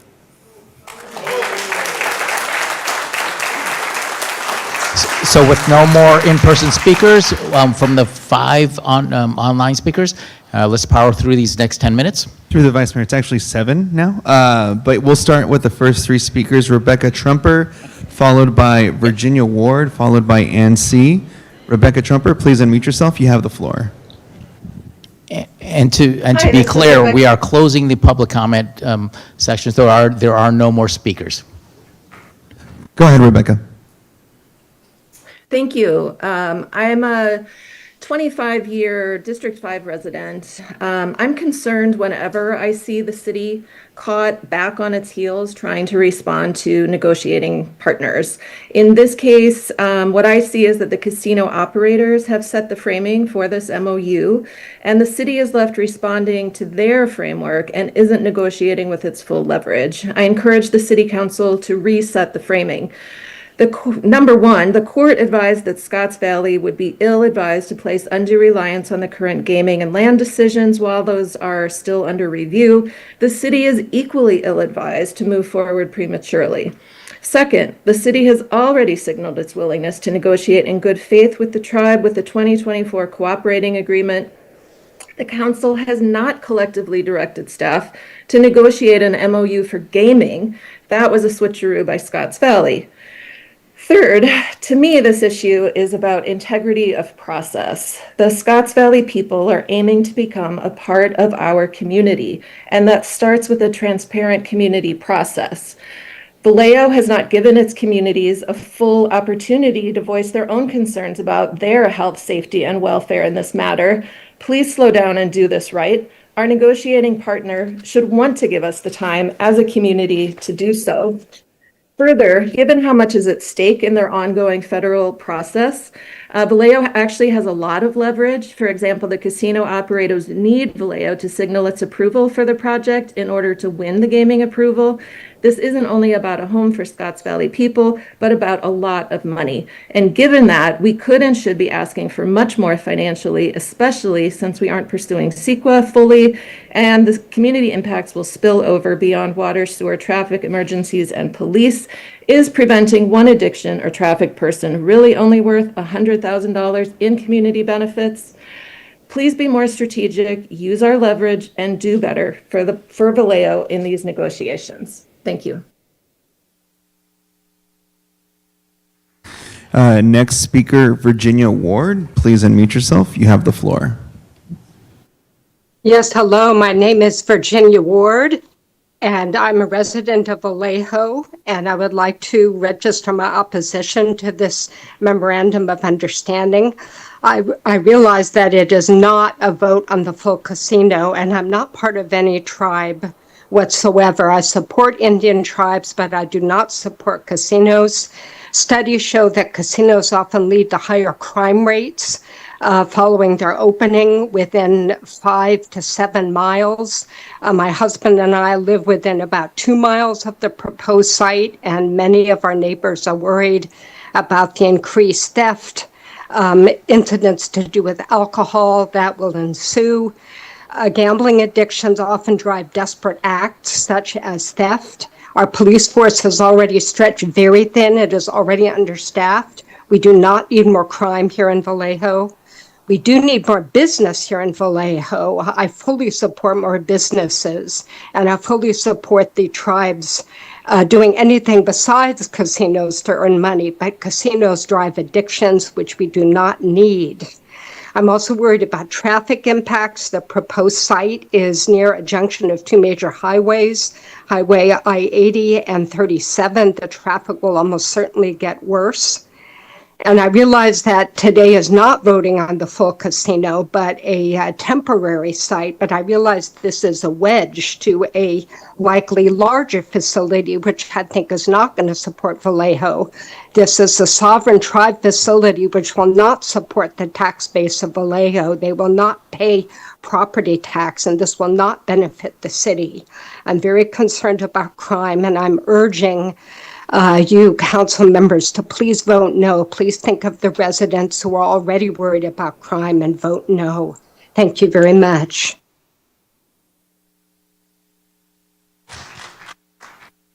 Next speaker, Ann C., followed by Kirk Smith and Carol Heap. Ann C., please unmute yourself. You have the floor. And I think you're having audio issues again. If you want to go ahead and try to log out and log back in, we'll check in with you here shortly. Let's move on to Kirk. Please unmute yourself. You have the floor.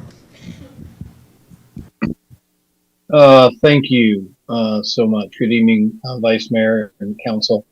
My name is Kirk Smith. I'm the President and CEO of Visit Vallejo, a nonprofit 501c6 organization serving as the city's official Convention and Visitors Bureau and destination marketing organization. I'm here tonight virtually to express our strong support for the proposed Memorandum of Understanding with the Scotts Valley Band of Pomo Indians. Truly, and particularly from a tourism and marketing perspective, this represents powerful opportunity for our community.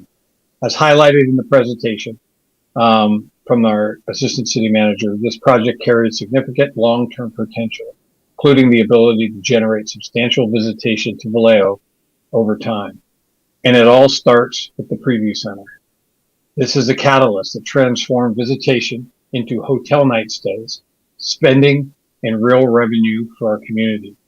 These initial phases introduce new visitors to Vallejo, builds awareness of Vallejo, and creates economic activity that we can capture and certainly grow.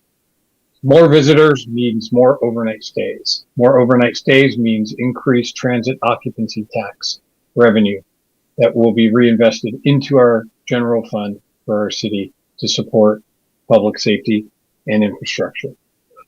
This is a critical point, and Visit Vallejo plays a critical role.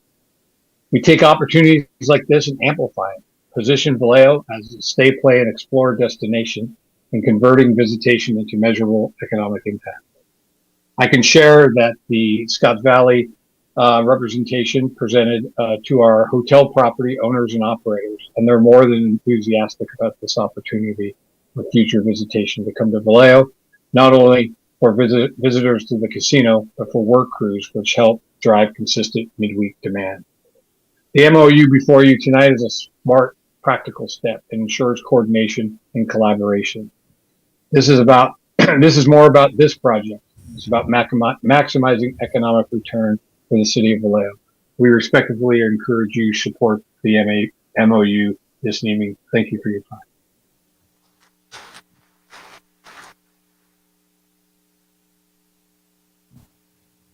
And C, is your mic fixed?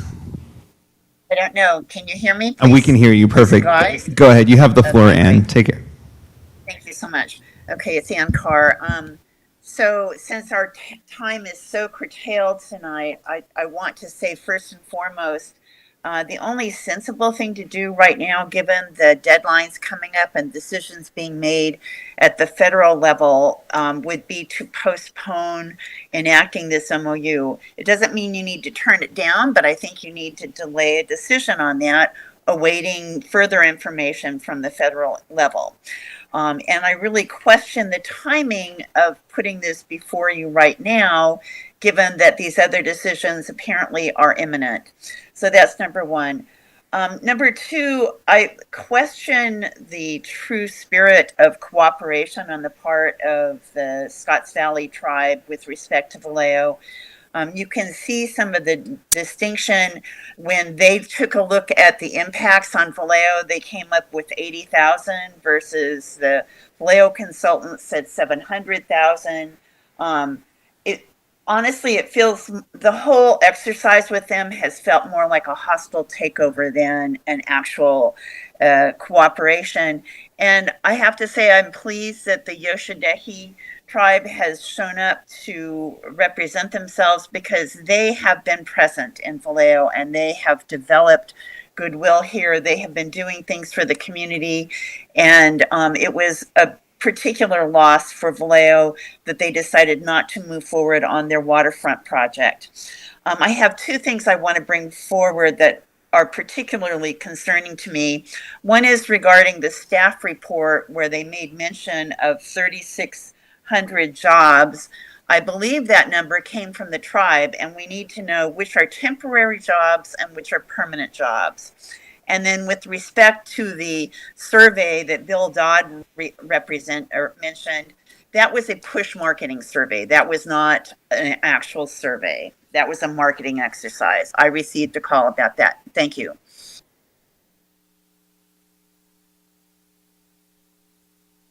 Next speaker, Carol Heap. Please unmute yourself. You have the floor. Good evening, all. Let me just start by saying that I am against the moving forward with the MOU at this time. The presentation was hard to follow because it's a lot of complicated information.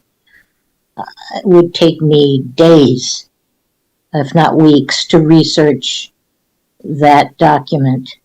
And that, as a particularly interested community member, I feel slighted by the opportunity to review it. And I believe that it leads me to my second point, that we need to put the brakes on this. Many people have spoke about the upcoming imminent decisions on by the federal government that will impact whether this project can even move forward. So I think, and the lack of community outreach, it is contemptuous. It just shows bad faith. The community, this is a huge project. This could change the whole face and definition of our community, of the city of Vallejo. And to not reach out to the community to let them know what's going on. I heard some real people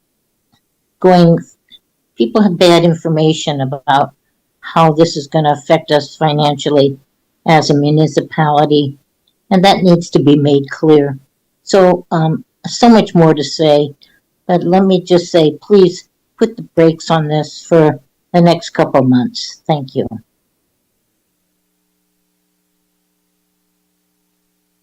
Next speaker, Roel Azevedo. Please unmute yourself. You have the floor.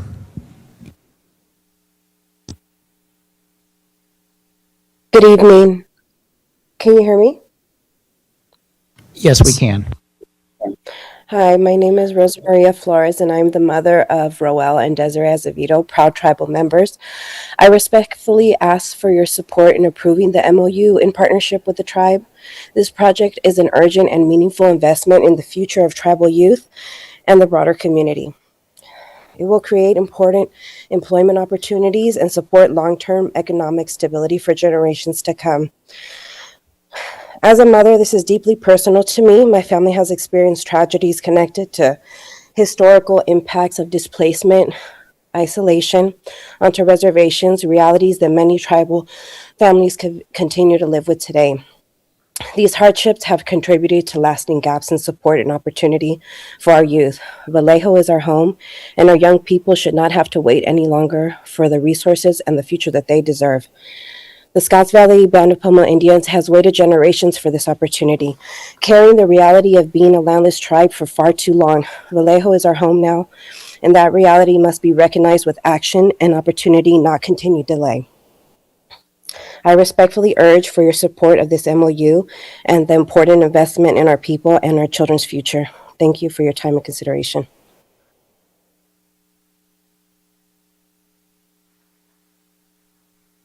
Final online speaker, iPhone 17 Pro Max. Please unmute yourself. You have the floor. Can you hear me? Yes, we can. Hi, good evening. My name is Jackie Van Huss, and I'm here to express my strong support for the City of Vallejo's agreement with the Scotts Valley Band of Pomo Indians regarding the services for their temporary casino facility. This partnership is a win on multiple fronts. It brings meaningful economic activity and revenue to Vallejo, the city that has worked very hard to rebuild and grow. It does create local jobs, and it honors the Scotts Valley Band's federally recognized sovereignty and their long journey towards reestablishing a land base for their people.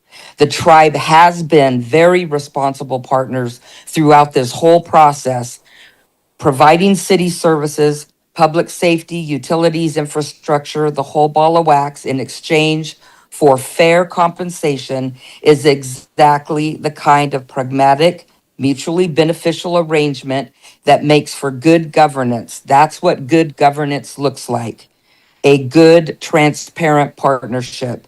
I urge your council to vote in favor of this agreement and to continue building a strong, lasting relationship with the Scotts Valley Band of Pomo Indians. This is good for Vallejo, it's good for the tribe, and it's the right thing to do. Be like Madera County that worked with the North Fork Rancheria for over 25 years when Yocha Dihi, along with other tribes, opposed North Fork's casino project, which will be opening in September after 25 years of opposition by Yocha Dihi and other tribes. So I strongly urge you to support Scotts Valley and this MOU, and I'm in strong support. Thank you. Thank you for that, and we especially want to thank all the speakers for respecting the 2-minute time limit, and we were very efficient and effective with that. So at this point, it's been asked that we take a break, so I will go ahead and put us in recess for the next 10 minutes.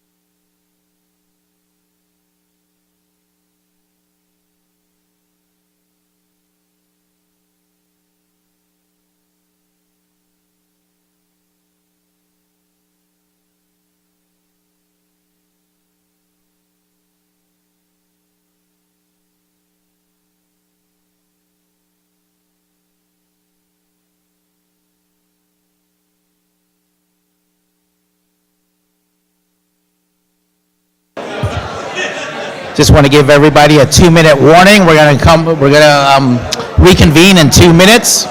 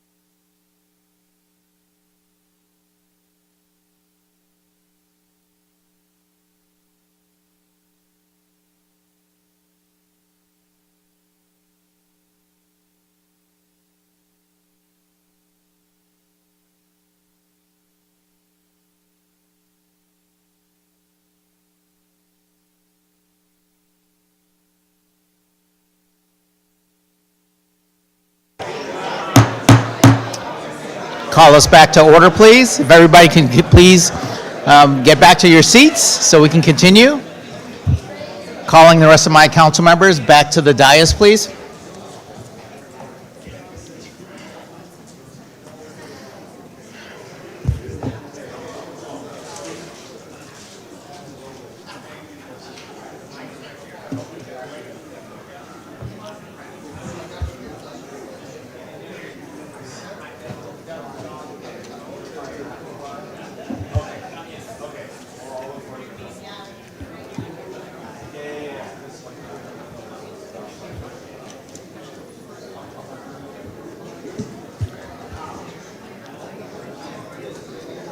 Okay. Calling us back to order at 10:17. If we could please gather, get to your seats, please, so we can continue.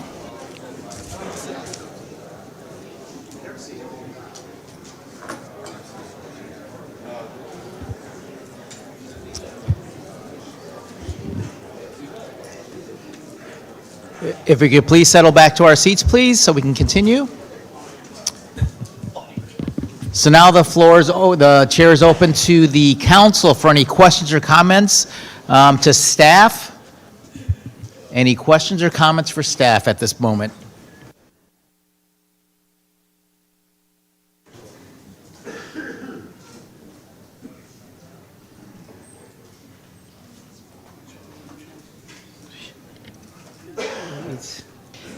Vice Mayor, would you like me to read the information the mayor has asked to be read on her behalf in her absence? Yes, please, if you could read that into the record. So Mayor Source has asked that the record be publicly clarified and corrected with respect to the following. 1, precisely when the city staff learned that the tribe intended to construct modular offices. 2, when the MOU negotiations began. And 3, when city staff first learned the tribe intended to install gaming machines instead of tribal offices.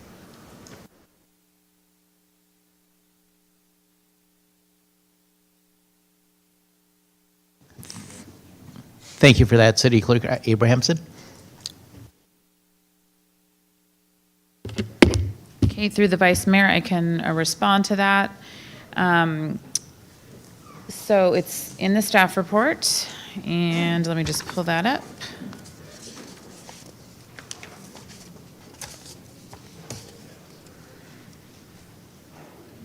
So when the tribe intended to construct modular offices, when the MOU negotiations began, and when staff learned the tribe intended to do gaming. So I can respond to the latter two first.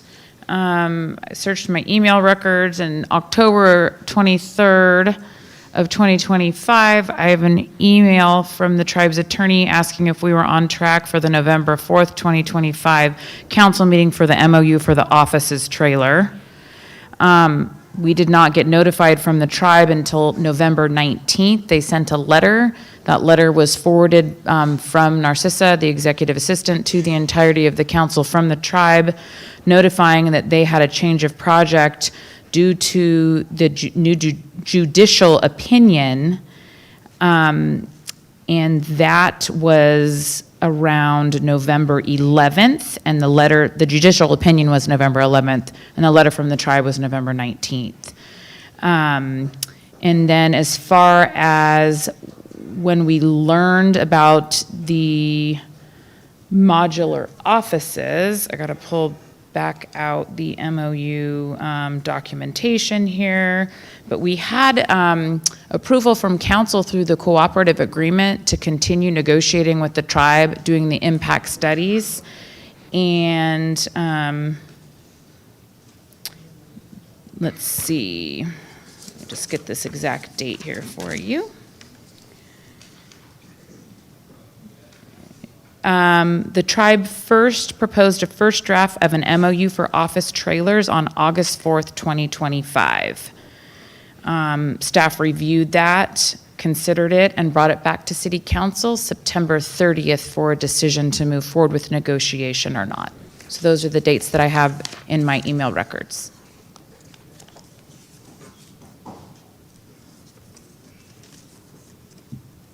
Any other further questions or comments? Councilmember Matias.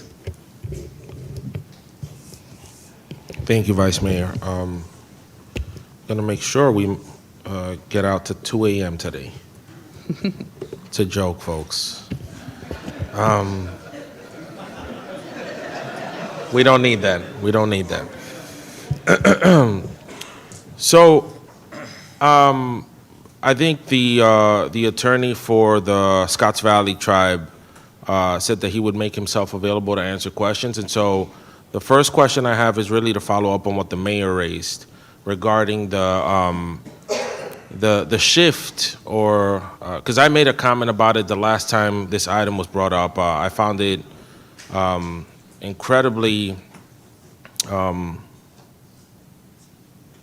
outstanding and superb that you guys were able to stand up that property in as fast a time as you did. and I made some very extensive comments around that. So I just want to get you on the record to really explain kind of what went on here. Was this really in relation to the shift in the opinion, or were you guys already considering using that for gaming facilities as you were building out that temporary structure? Thank you for the question.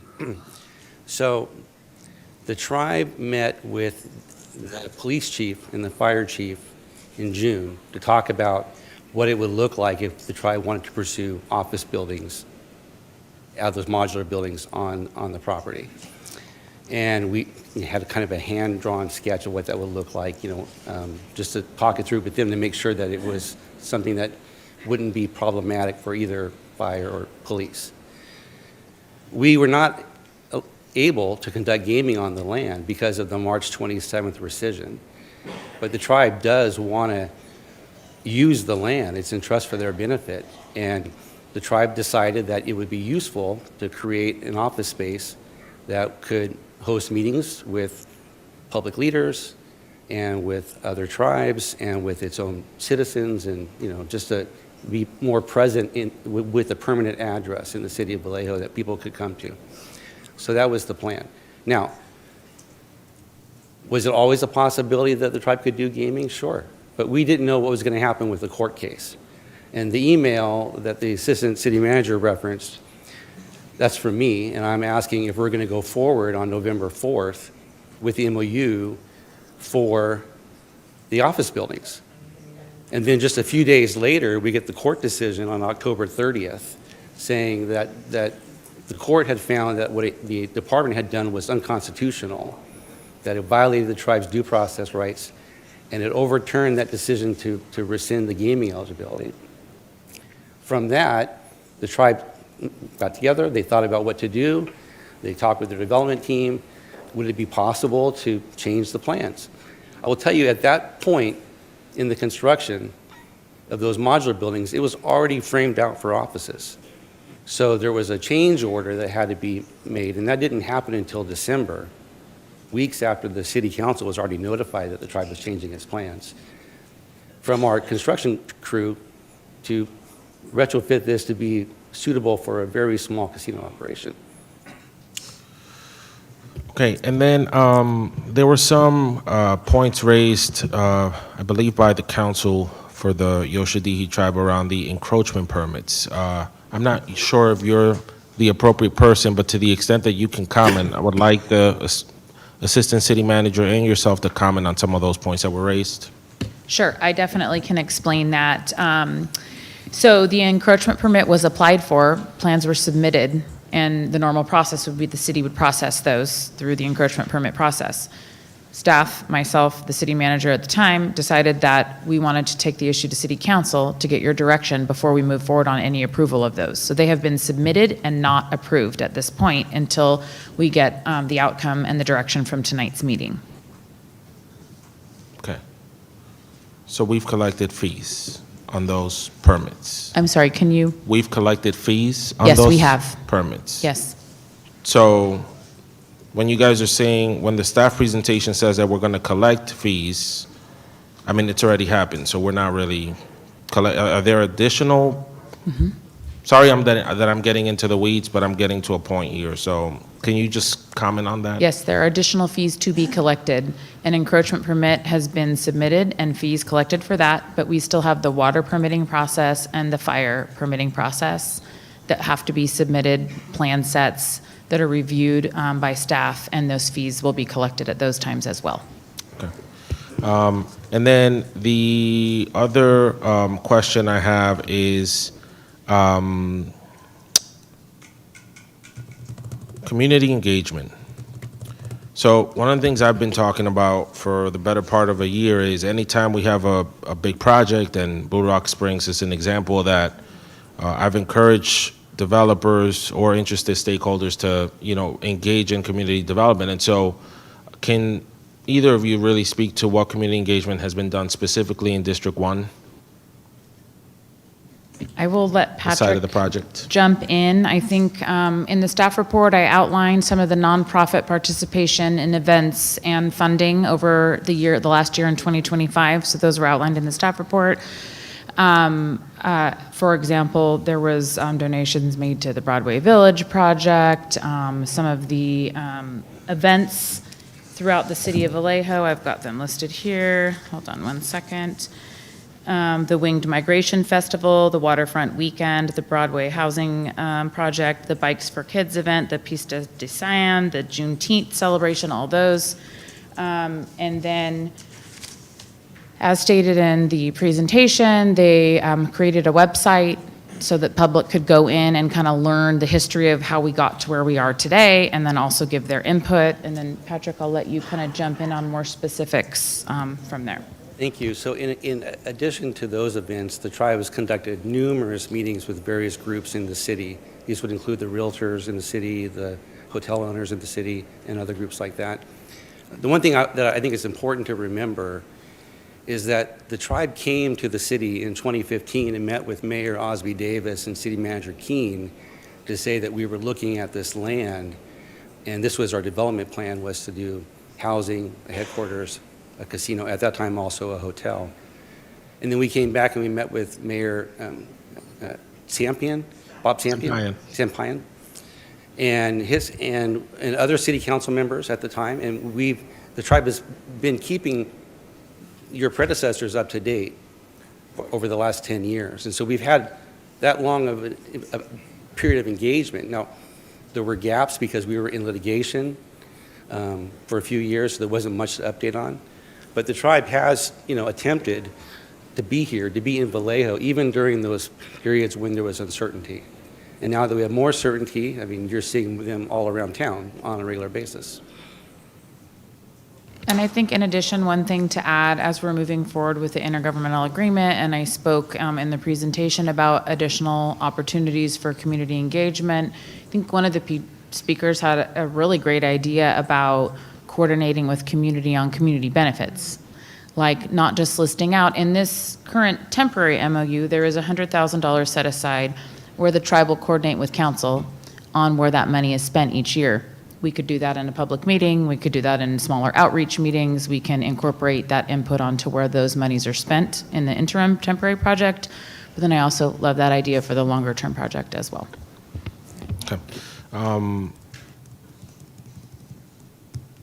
Those are all the questions I have for now. I'll have comments later. Yes, I have comments later. Thank you for that. Councilmember Palmares. Thank you, Vice Mayor. I have a few questions. So is there a pending economic analysis of how much we stand to gain, either directly or indirectly in terms of city revenue? For the larger project, yes, there Okay. is. There's one that was conducted by APC, but they weren't really clear on the mitigations. And so we got scopes from two other economic analysis consultants that we use on some of our larger projects. We've used on Mare Island and on Blue Rock and some others. So we're going to get additional analysis for the larger project, yes. When will we receive that analysis? The scopes that I have range between 3 and 6 months timelines. Looking forward to that. Mhm. And I guess you already covered the intergovernmental agreement, so just to be clear that we are going to do the community engagement and there will be an opportunity to do that community benefits agreement. Okay. And talking about permanent local hiring requirement, that will be part of that conversation, at least for me, that will be part of my conversation further down the road. Now on the staff report, there is a local hiring requirement.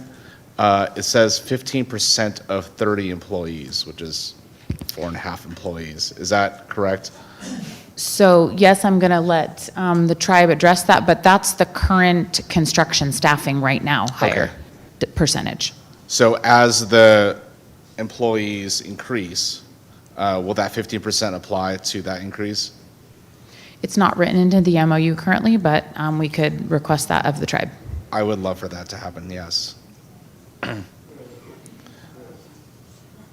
I know we're going to have a conversation later about the $100,000 for the nonprofits, but I'm just saying out loud that I would love for that to be primarily focused on economic development or nonprofits that can help promote economic development down the future. So do we need to make a commitment now as far as whether that's going to come back as a city council meeting, or how do we decide when that happens or how that happens? I'm happy to take that direction from you this evening, and we can incorporate it into the resolution. Okay, I would personally recommend that comes before us as a city council meeting to discuss what's gonna happen with those $100,000. And I have a request, and this is a District 4 thing, but affects our entire city. The situation at White Slough has been hurting our residents and especially our businesses for quite some time. Can the tribe consider possibly giving one-time money for debris cleanup and homeless navigation at the White Slough?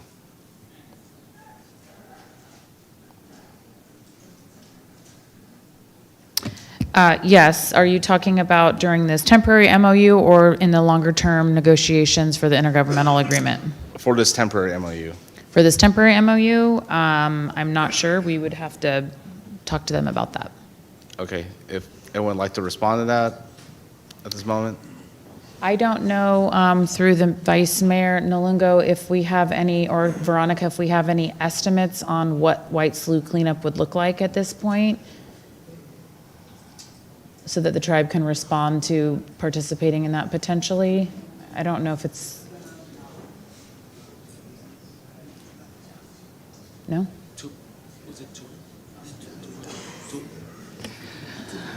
So our general estimates for the White Slough cleanup is between $500,000 and $650,000.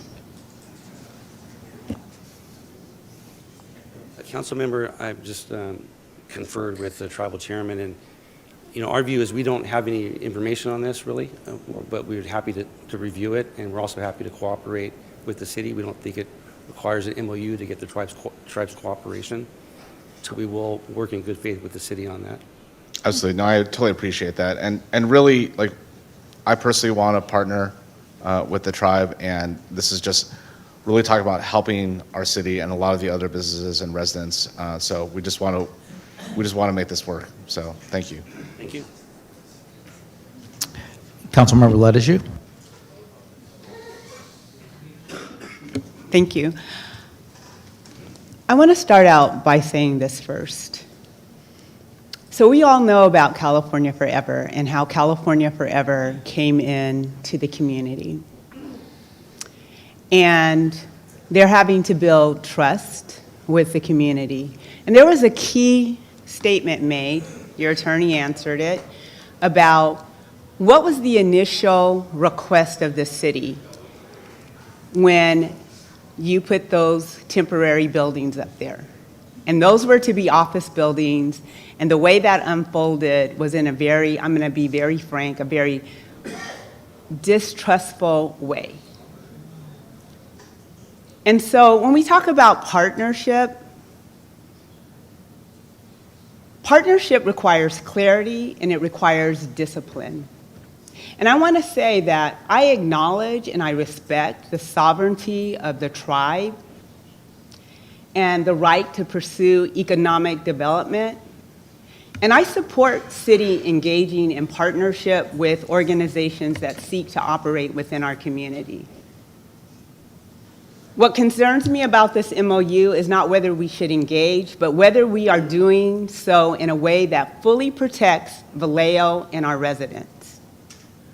Our consultants make clear that the current analysis is preliminary and based on limited data with key impacts unresolved, including traffic, infrastructure, and broader system effects. We also know the federal gaming determination, we need to acknowledge it, you've all acknowledged it, so I'm gonna acknowledge it, is under reconsideration, meaning the framework is not yet settled. This agreement is limited to approximately $500,000 to $600,000 annually in cost recovery without escalations tied to increased activity, expansion, or revenue participation. And I understand this MOU is intended to address specific temporary city services. I am very clear about that. Even so, temporary agreements carry real impacts and set real expectations, so they must be structured with the same level of accountability and protection. So if we say we're truly in partnership and we want to make sure this is mutually beneficial, then how do we ensure that we have the same level of accountability and protection in this temporary agreement? There is also a structural gap. While there is a limited provision tied to cost overruns, there is no clear mechanism to renegotiate terms if operations expand or impacts grow. We simply just say, we can terminate this at any time. I am a public servant of many, many years and have negotiated many contracts, and it's not that easy. So, staff has indicated this is a foundation for future agreements. That makes it critical that this agreement establishes a strong baseline. So my concern is this: we are being asked to act without the full picture and without safeguards if conditions change. This is not just about whether we move forward, it's about whether we do so with the level of protection and responsibility our residents expect from us. If we move forward, it must be from a position of strength, ensuring clear financial protections, accountability, and a structure that reflects impact and value. You know, and there was a comment that, and I'll acknowledge this, that the tribe has come in, you have given to different nonprofit organizations. I've been at one of the Christmas events. I thank you for all of those things. But I will say to you and to staff, that is not community engagement. That is not community engagement. And I respect the fact that since 2015, you have worked with this government. That is a decade. And communities change over a decade. And we have to acknowledge that. We have to be authentic in this work. We must be authentic. Partnership is authentic. It is based in trust. It is based in truth. And that is what I look for when I enter into partnership. And again, I'm not questioning the sovereignty of the tribe. And what I would say when we think about this is, does the MOU include any guaranteed minimum payment, escalation tied to increased operations, or revenue participation? And if not, how is the city protected if impacts exceed estimates? Because the reality is, as a policymaker, the citizens come back to this body. They're not going to come back to the Pomo Indians. They're not going to come back to our city staff. They are going to come back to this policy-making body. I am responsible to the citizens, to District 3, but ultimately to the entire city of Vallejo. And if you want me to engage in an MOU, then there has to be honesty in the process. And again, this is not about your sovereignty. I acknowledge that. This is not about what the federal government is going to do, because I cannot control that. And is it true that, as Ms. Haynes has said, you can move on without us because you are a sovereign nation? You could. That's the risk that we take. But the greater risk that we take is if we don't ensure that this MOU from day one protects this city and its residents. It doesn't matter at all. The 3,600 jobs that you speak to, I will tell you, you are a sovereign nation. And when we lay the groundwork for all these numbers that you are bringing forward to us, where is that groundwork laid in this MOU that will take us, if the federal government says you can go forward, that will be the conditions, the landing for us to move forward? Yes, I agree that we need economic development in this city. I agree that we need partnership to do all those things. I'm not blind to that. I'm not lost on all of these things that have been said in this room. But the bottom line is, I am a policymaker sitting in this role. I am someone who has a fiscal background, a very strong fiscal background. And I ran on accountability, I ran on transparency, and I will not agree to something that does not show or resemble those things.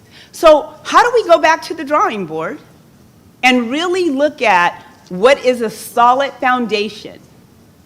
Again, I know this is limited, but this is the beginning steps of a relationship that you are asking me as a policymaker to enter in with you, Chairman.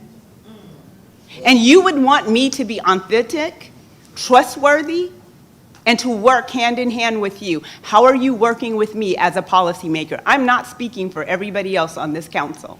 I am speaking for me because I must be accountable for my decision, for my vote.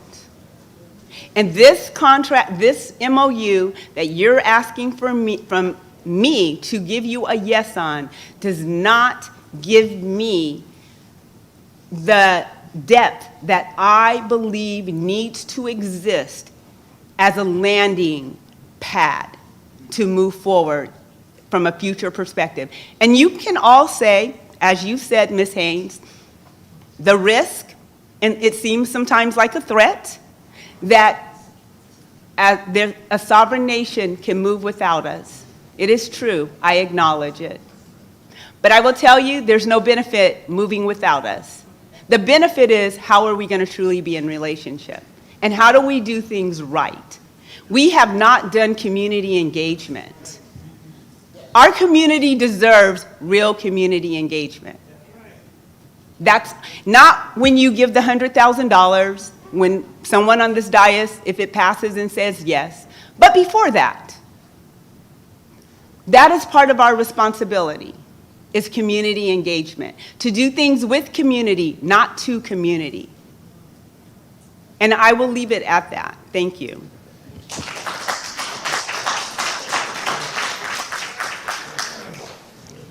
Any other questions from my fellow council members?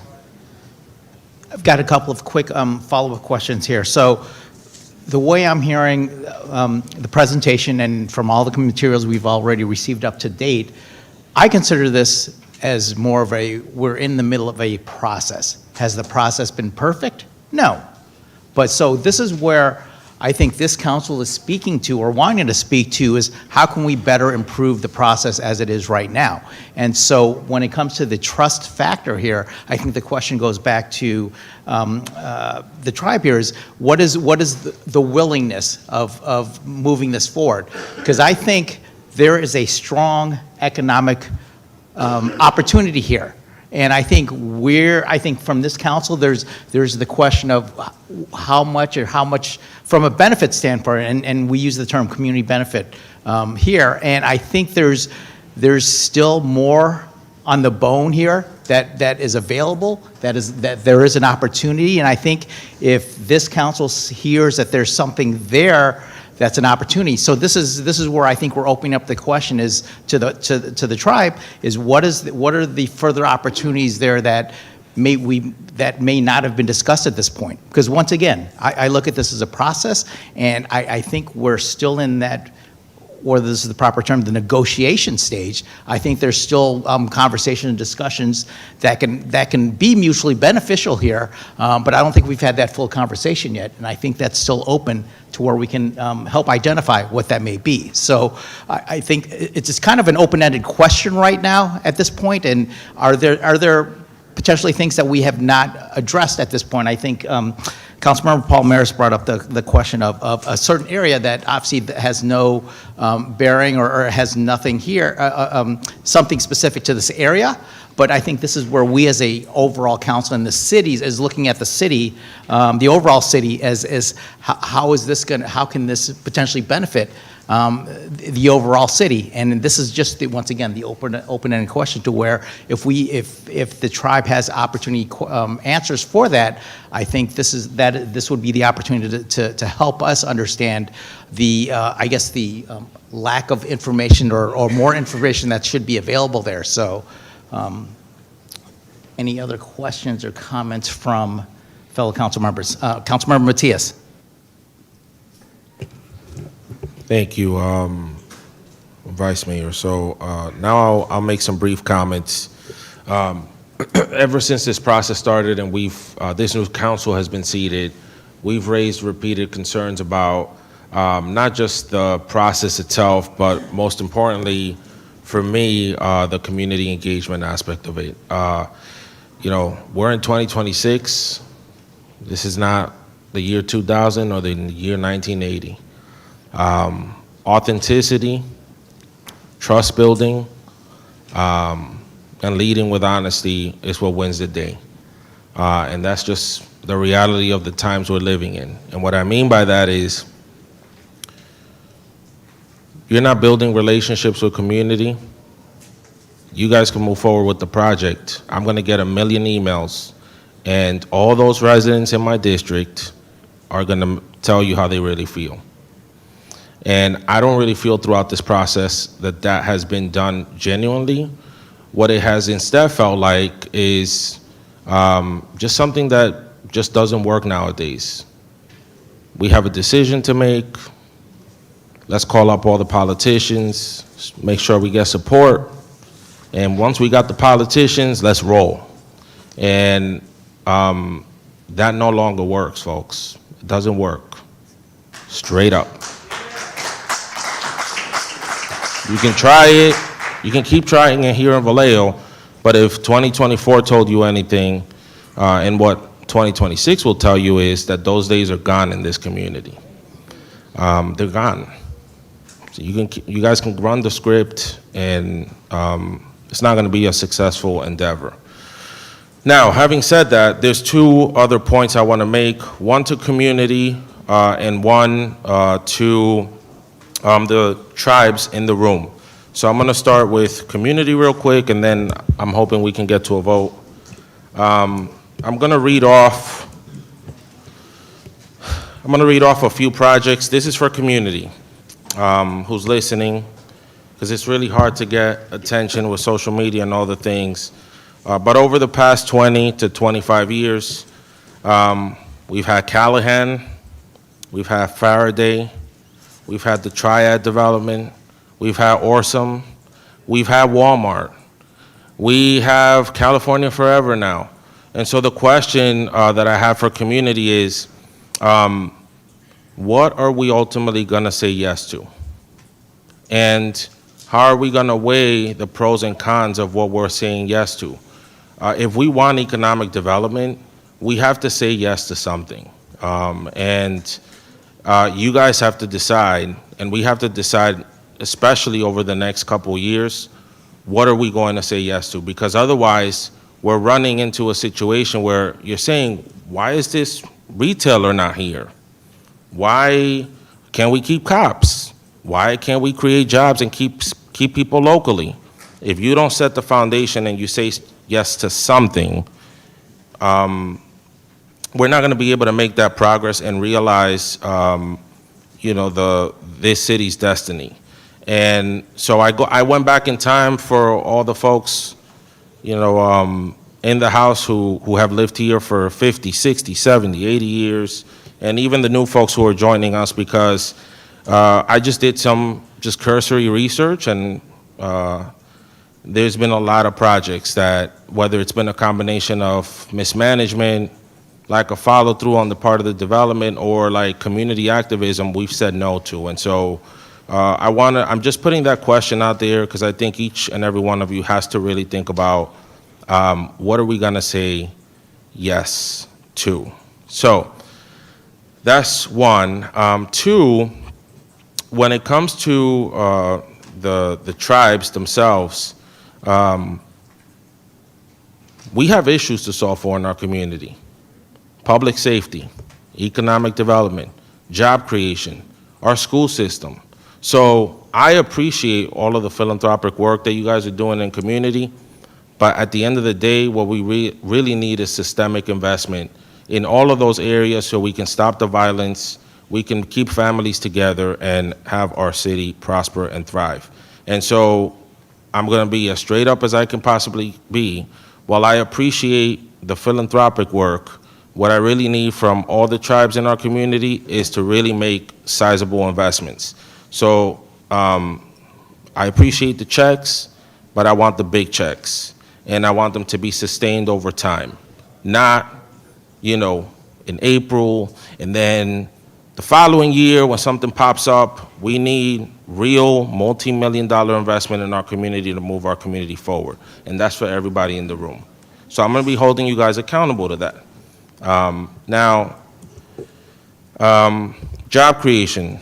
Happy that the unions are here, and they're elevating the real need to create jobs. And so, on the merits, I can't vote for this agreement tonight. And part of that is because I don't think that the agreement in its current form is substantially bringing to the city of Vallejo the benefits that it could bring, even though it's a temporary agreement. And I am being very honest and just sharing what my perspective on that is, because I want to be responsive to everyone who's in the room who has very real concerns about their groceries, gas prices, job creation. There's a lot of anxiety out in the community right now. And so it would be derelict for this council to not even consider this MOU in this current form when you got so many challenges in community, and people are living paycheck to paycheck, which some folks alluded to.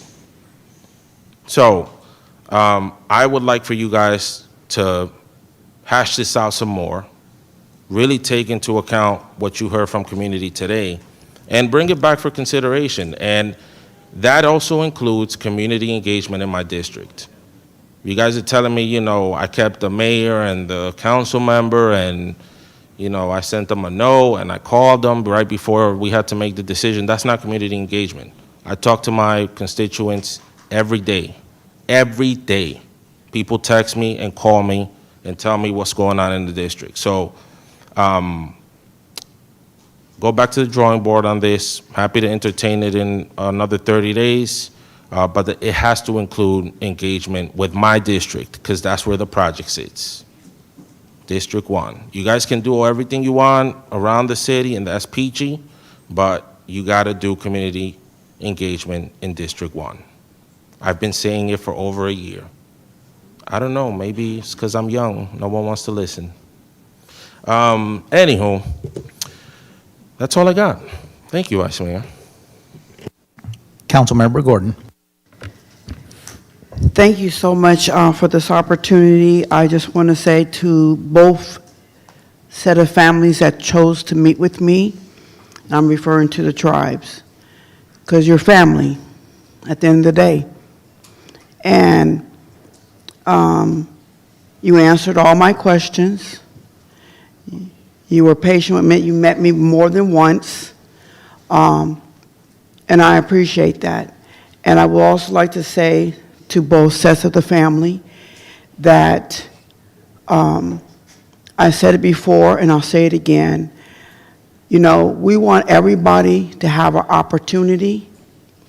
And this is not about the handouts.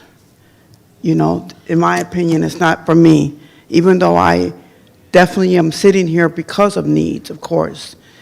But it's because we want you to understand that I've did my homework. You see, I did my homework, and I agree with my colleague.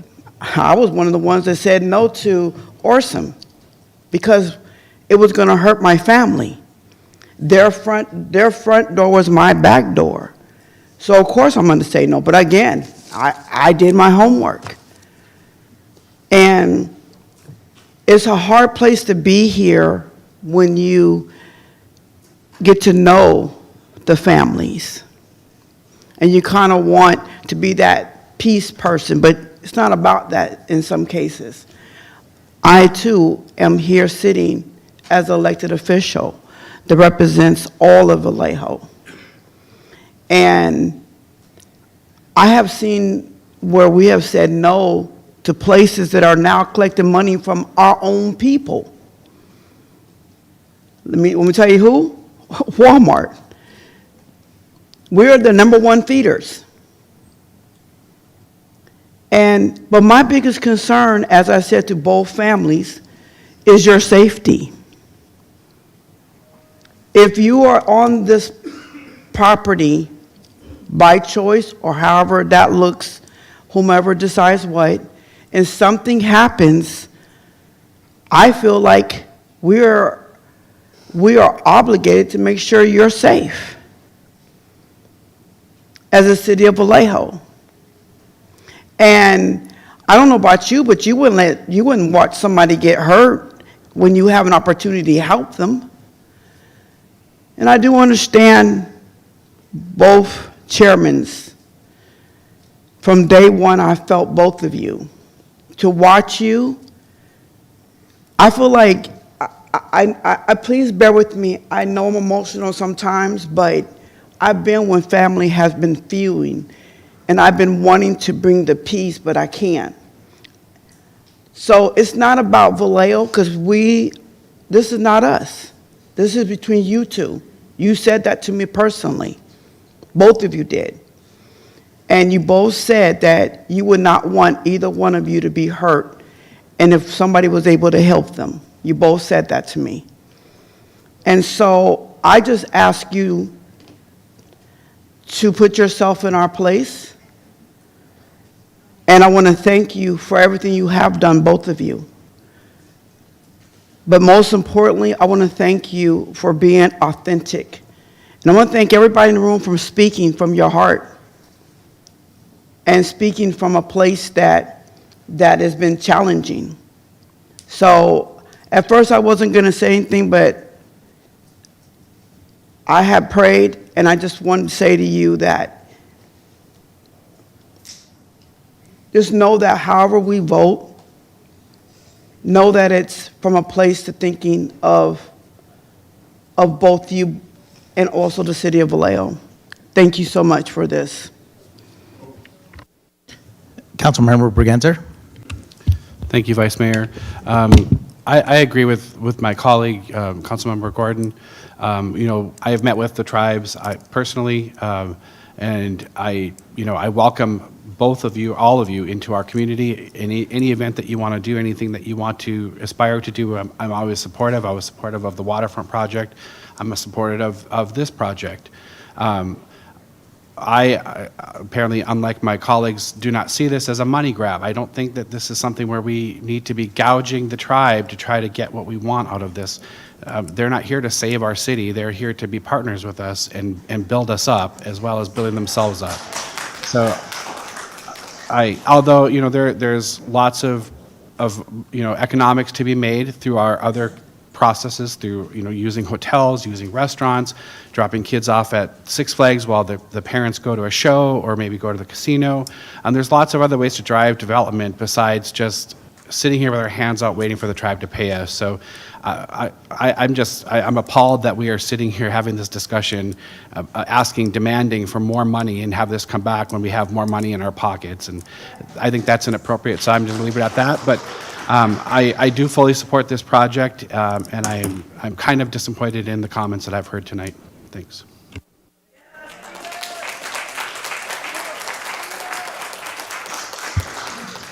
So I started my question session of an open-ended question of, is there more out there? And like I pointed out, to me, this is still a process, and this is a stepping stone. And remember, this is just a smaller portion of a bigger potential project here.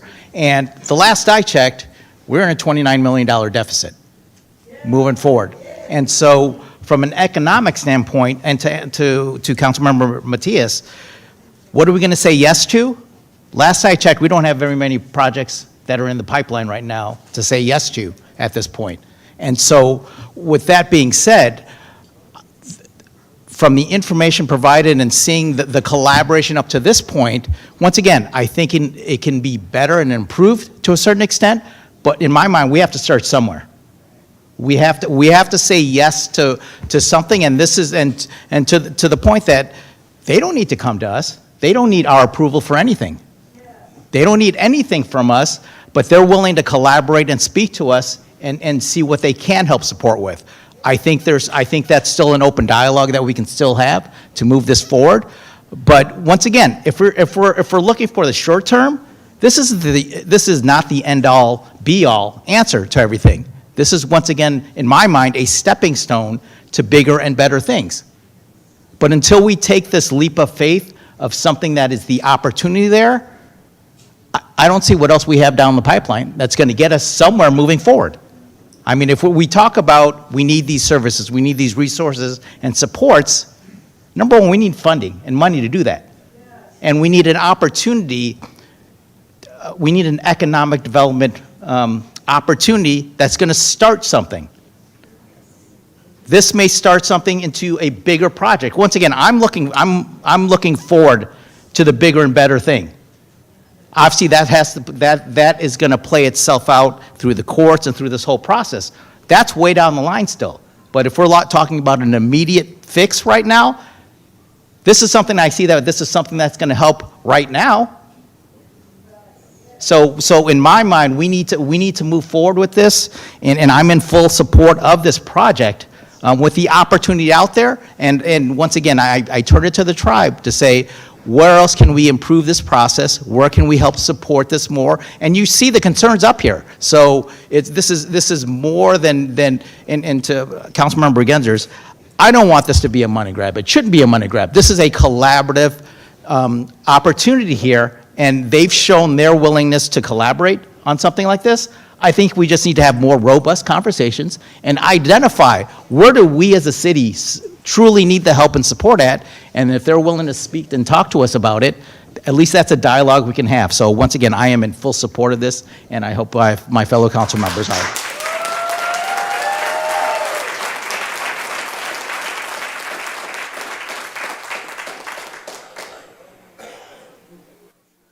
Any other questions? If not, the chair is open for a motion.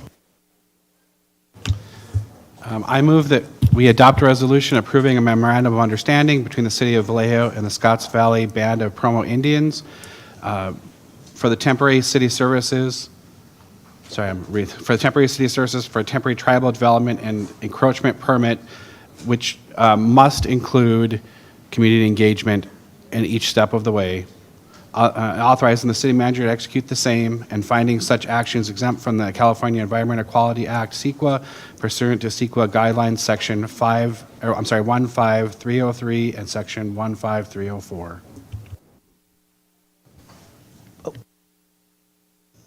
Councilmember Palmares. I'd like to make an alternative motion. So, yes, plus community engagement, that 15% to follow the local hiring as the hiring increases.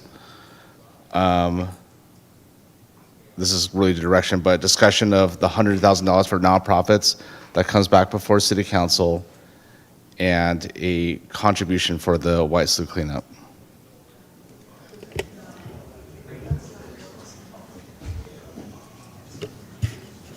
Just a point of clarification on that last item. Are you setting a dollar figure for that contribution or leaving that to some future negotiation? Just for a point of clarity. Ms. Hain, what is your professional opinion on this? I mean, I don't like negotiating from the dais very well, but I would like it to be more open-ended if possible. I think adding the community engagement I've heard is very important. The 15% local hire is great to add. I think the $100,000 to include engagement and come back to council for those decisions is great. And the contribution to White Slough, I would have to have more discussions with the tribe to see where they're comfortable unless they have an amount in their mind this evening, yeah, they can't make it on the spot, so I think it would have to be open-ended. Okay, I'm okay with the open-ended, but Something. there is some faith in this, right? Yes. So, okay. Okay.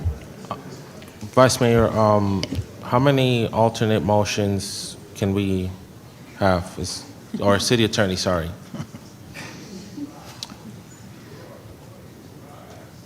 I think that one was actually more of an amendment because it was tagging itself on to the main motion rather than an alternative. So are you asking for an alternative motion? Yes. Or, okay. You certainly can propose an alternative motion at this point in time if that's what you wish to do. So that would come first, the vote on that would come first, and then the main motion. Sounds as good. amended. So I would offer an alternative motion to have city staff re-engage the Scotts Valley tribe to work on some of the concerns that were raised during this meeting and return the temporary MOU back to us for consideration within 30 days.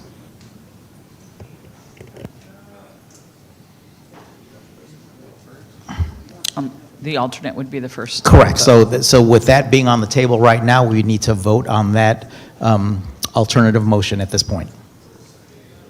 Please vote. Through the chair, clarification. Yes. We're voting on, On his alternate motion. who's his? On Councilmember Matias's. Of And delaying then- it, of them coming back to us in 30 days with some alternative solutions. Don, can you please erase mine, because I had already voted? Because this was when it was before all the requests. It's cleared. It's cleared. So please vote on the alternative motion at this point.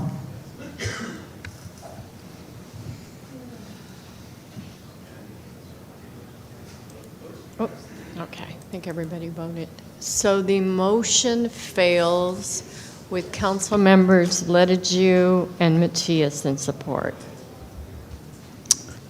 So it sounds like what's in order is the amended, Councilmember Palmeris's amended motion with the specificity of the 15% and. Correct. And so are we leaving it as an open-ended, are we able to leave it as an open-ended number or an amount? Through the vice chair, you can just say, with a contribution to the White Slough cleanup. Okay. So we can be clear, can we restate what we're supposed to be voting on now? Is it? I can do that. Oh. Through the vice Go ahead. mayor, I have the amended motion was to include community engagement, a 15% local hire, the $100,000 community benefit to have community engagement and come back to city council for that decision-making process, and number 4, for the tribe to give a contribution towards the White Slough cleanup. 4 items. Point of clarification. Yes. Is the maker of the main motion accepting the amendment, or are we voting on an alternate with the amendment? Are you accepting the? Oh, yeah, I accept his amendment. Then you're voting on the main motion with those amendments. Yes, are we all clear on that? Okay, so as soon as Dawn puts it up on the screen, please vote.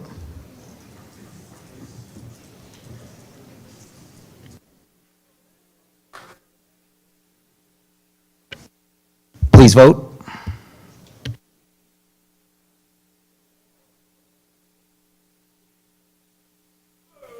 Motion carries with council members Ledeju and Matias opposed.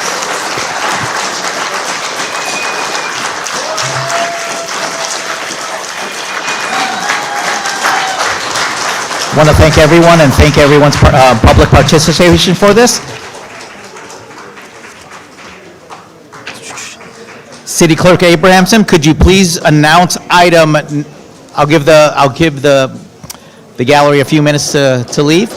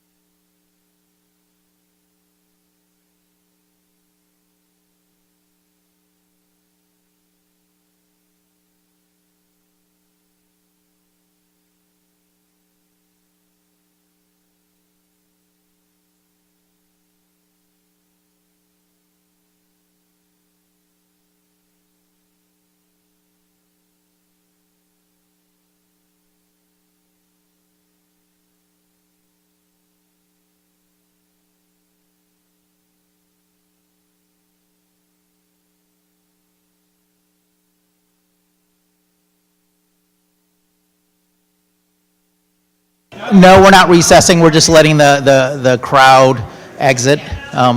So we're, oh, yeah, she's just stepped away. We're waiting for our city clerk to come back. Well,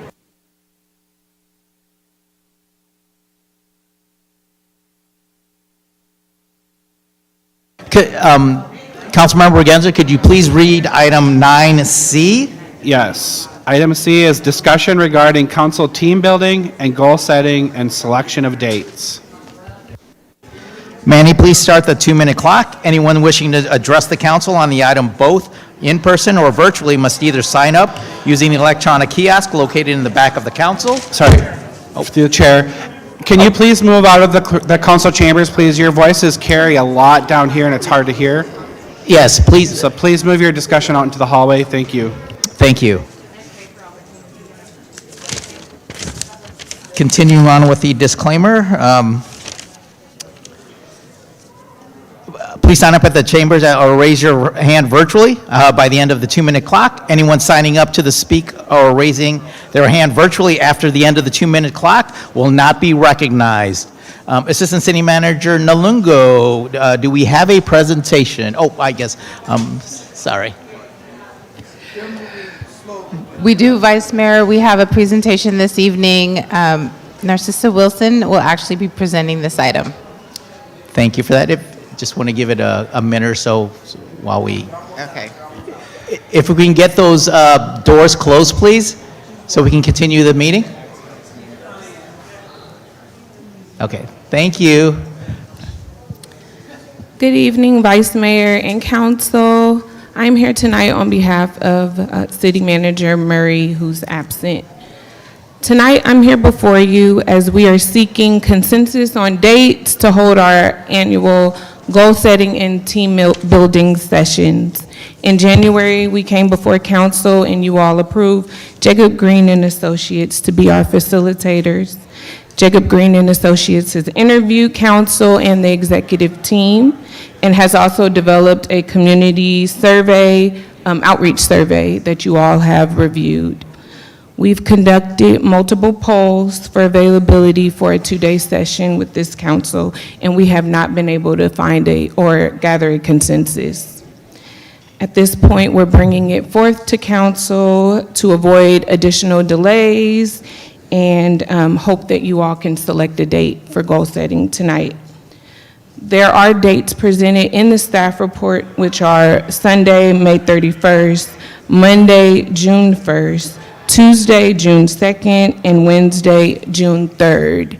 If we are able to gather one of those dates, we will have our full facilitation team, which will be 2 of the facilitators.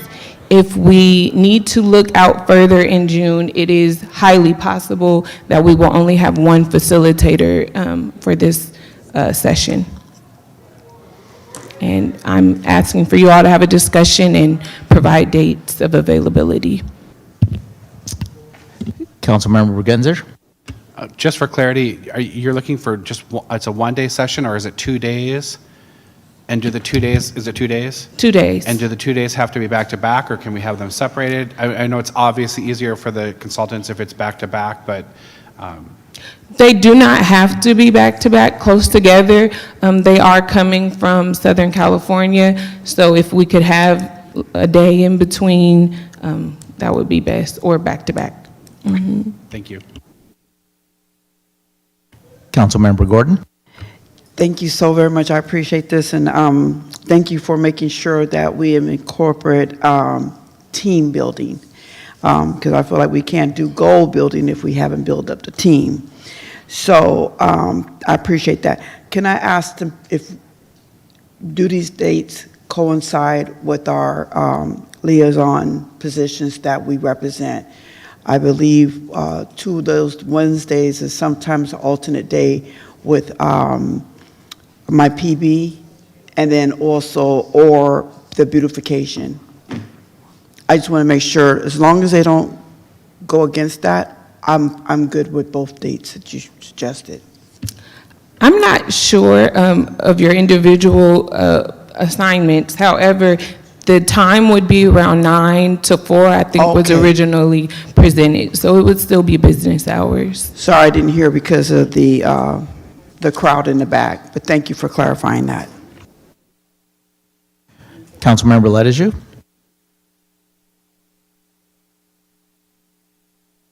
So my understanding in talking with the individual from Green and, I forget the name of the company, I apologize, Jacob Green, that it can be a week apart, it can be 2 weeks apart, and they have, my understanding, they offered that.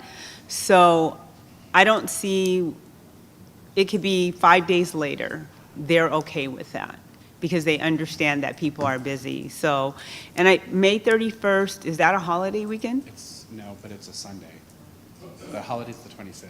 The 25th, okay.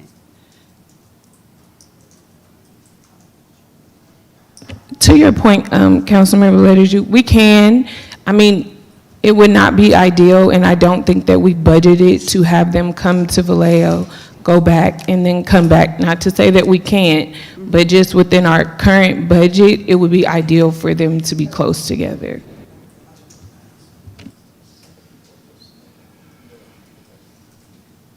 I apologize, I was just going to ask that same question about the finance. So either way it goes, if it's not back-to-back, and it's still, let's just be really practical, because if it's not back-to-back, you're still going to spend the money. Either they're going to be in a hotel for the next couple of days, or they're going to go home if it's not back-to-back. So I just want to say that up front if we're talking about budget, to be frank, correct? Because you're giving the 31st, June 1st, 2nd, 3rd, correct? Did I miss a day? No, those are the ones that we've presented in one of the 3 polls that we've had. They did provide later dates into June, which I haven't given you, but if those are options that you guys want to explore, it would just be one facilitator. So we would lose a facilitator for those sessions. Unless we do the 31st through June 3rd. Correct. Correct. Then you would have the 2 facilitators. Correct. Okay.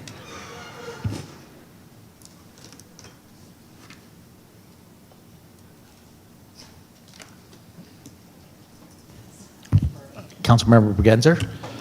I mean, I'm not in favor of the 31st only because it's a Sunday, and I don't think anybody should have to work on a Sunday, but I would make myself available the 1st, 2nd, or 3rd to accommodate the schedule.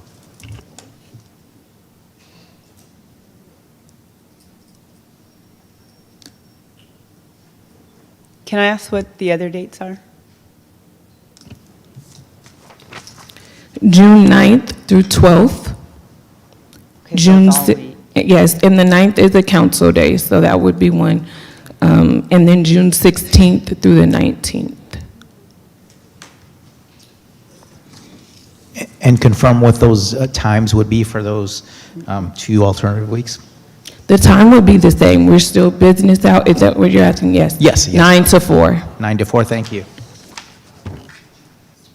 I can't do the 16th to 19th date, so I would be open to doing those earlier dates. I can't, I'm not available the week of the 9th or the 16th. That's fine. I'm not available during the week. Yeah, My commitments have recently changed. I just have to be very frank, and I'm not stopping you all to do goal setting, to do what you need to do, but my commitments have changed. I have accepted a new position as the CEO for Marin Housing Authority just recently, as of today, and I am not going to, I cannot walk in and take, with all due respect to the process, and to my new team, I just cannot walk in the door and say I'm going to take off 2 full days. So I just have to be, be very frank about it, and it's not that I'm being difficult. So I can do the 31st, and I know it's a Sunday, it's not my preference, but, I just cannot make that change right now. So, but I'm not stopping you all from doing team building. And I would say in the same token, you know. I think it's more valuable that you're there because you're more long-term. I'm a short-termer, so if I can't be there, I can't be there, but you need to be there, so. So I'm not, have it on the I don't weekend. want to stop the train, because the reality is, this has been far too long and ridiculous. It just has been ridiculous, and I just have to say it, and I'm not, this has been utterly ridiculous that we have been trying to do this. I do not want to stop my colleagues, this council, from moving forward. With all due respect, I want you guys to continue, but I've made a commitment, and I can't start my new job saying, I'm going to be gone for 2 days for team building and goal setting at this point. So I apologize for that, but I want you all to continue the process. It's important. I will watch the tape if it's taped and catch up. I will give my input of what I'm hoping for. Whatever I can do to help facilitate bringing my voice into the room. Through the chair, is this council open to a one-day session? No, I'm not. You guys are? Okay, can I say something real quick? I think finding 2 dates is gonna be a nightmare. Let's see if we can find one. If we can't get it done, then we can, I'm sorry. I agree. I mean, I think it's gonna take longer than a day, but I think we can hit the bulk of it in a day, get it scheduled. And if we need to have a second day follow-up down the road, that's one thing, but at least we can get the key issues over with on a one day, because it's impossible to find 2 days. Councilmember Gordon? Thank you so much. I do understand what you're saying. So that means we would do the team building first? Okay, and so the only reason I would have loved to do Sunday to work with my colleague, but unfortunately, I have a commitment. And then if we do later in June, remember we have a lot of graduations. I have two, June 9th. So just keeping that in mind for my colleagues. But I think the earlier June would be better.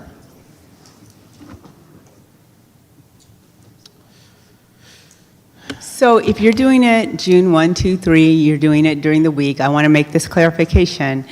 You all can set the date in any framework that you need to. If it's not on a weekend at this moment in time, I will not be attending. I will do whatever I can to lend my voice, but I will not be able to participate at this point in the week like that. So you can do 2 full days if you're doing it during the early week of June. I'm not going to stop you from doing what you need to do. I just will not be participating. And I think that's one of the challenges we're running into is I think the majority of this council does have work during the weekdays in 9 to 4. So maybe the better questioners, are there any potential alternative ones that are outside of a 9 to 4?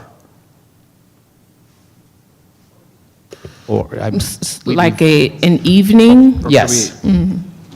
I would have to ask the consultant, but if they're here, I don't see why they wouldn't, but I don't know. I mean, these are public meetings. I don't know how long you all would want to go. It wouldn't be, 5 hours. I don't know how productive that will be. Could we do June 6th, which is a Saturday?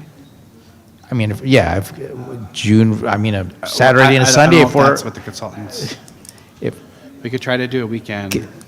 Councilmember Palmares? Yeah, I could entertain a Saturday. I could also entertain an evening, provided it's maybe we could start a little bit earlier, right? 5 or something like that. But I could take a whole day off. I just don't like it. It really hurts me. It hurts everyone else, I bet. So, I'll make the sacrifice. But if we're asking about how we can help each other out, Saturday works a little bit better for me, to be honest with you. Is everybody available on the 6th of June? And I'm sorry, I don't know if the consultant is available on the 6th, but. Yeah. Those weren't the dates given, but we can ask. Okay. Yeah.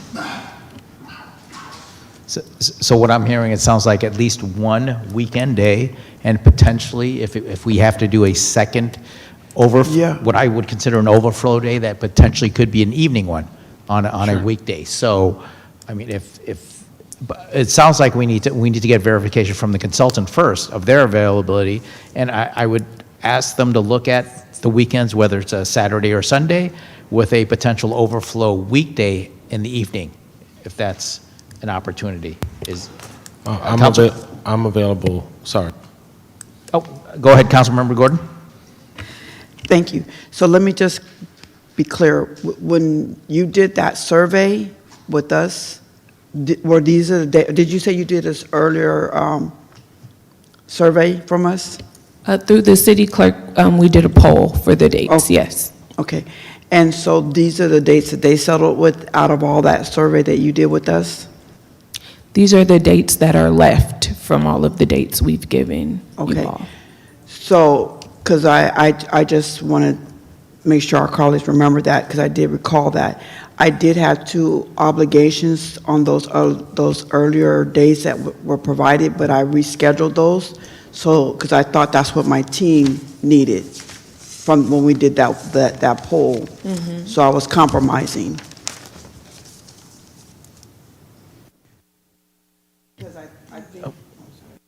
My only concern is if we do it later, will we be really 100% into it? Like in the nighttime, because like look, right now how we are feeling. I do think that we should consider a Saturday, because that way all of our team can be here. And then maybe if they are willing to come back, we could do another Saturday, if my colleagues agree.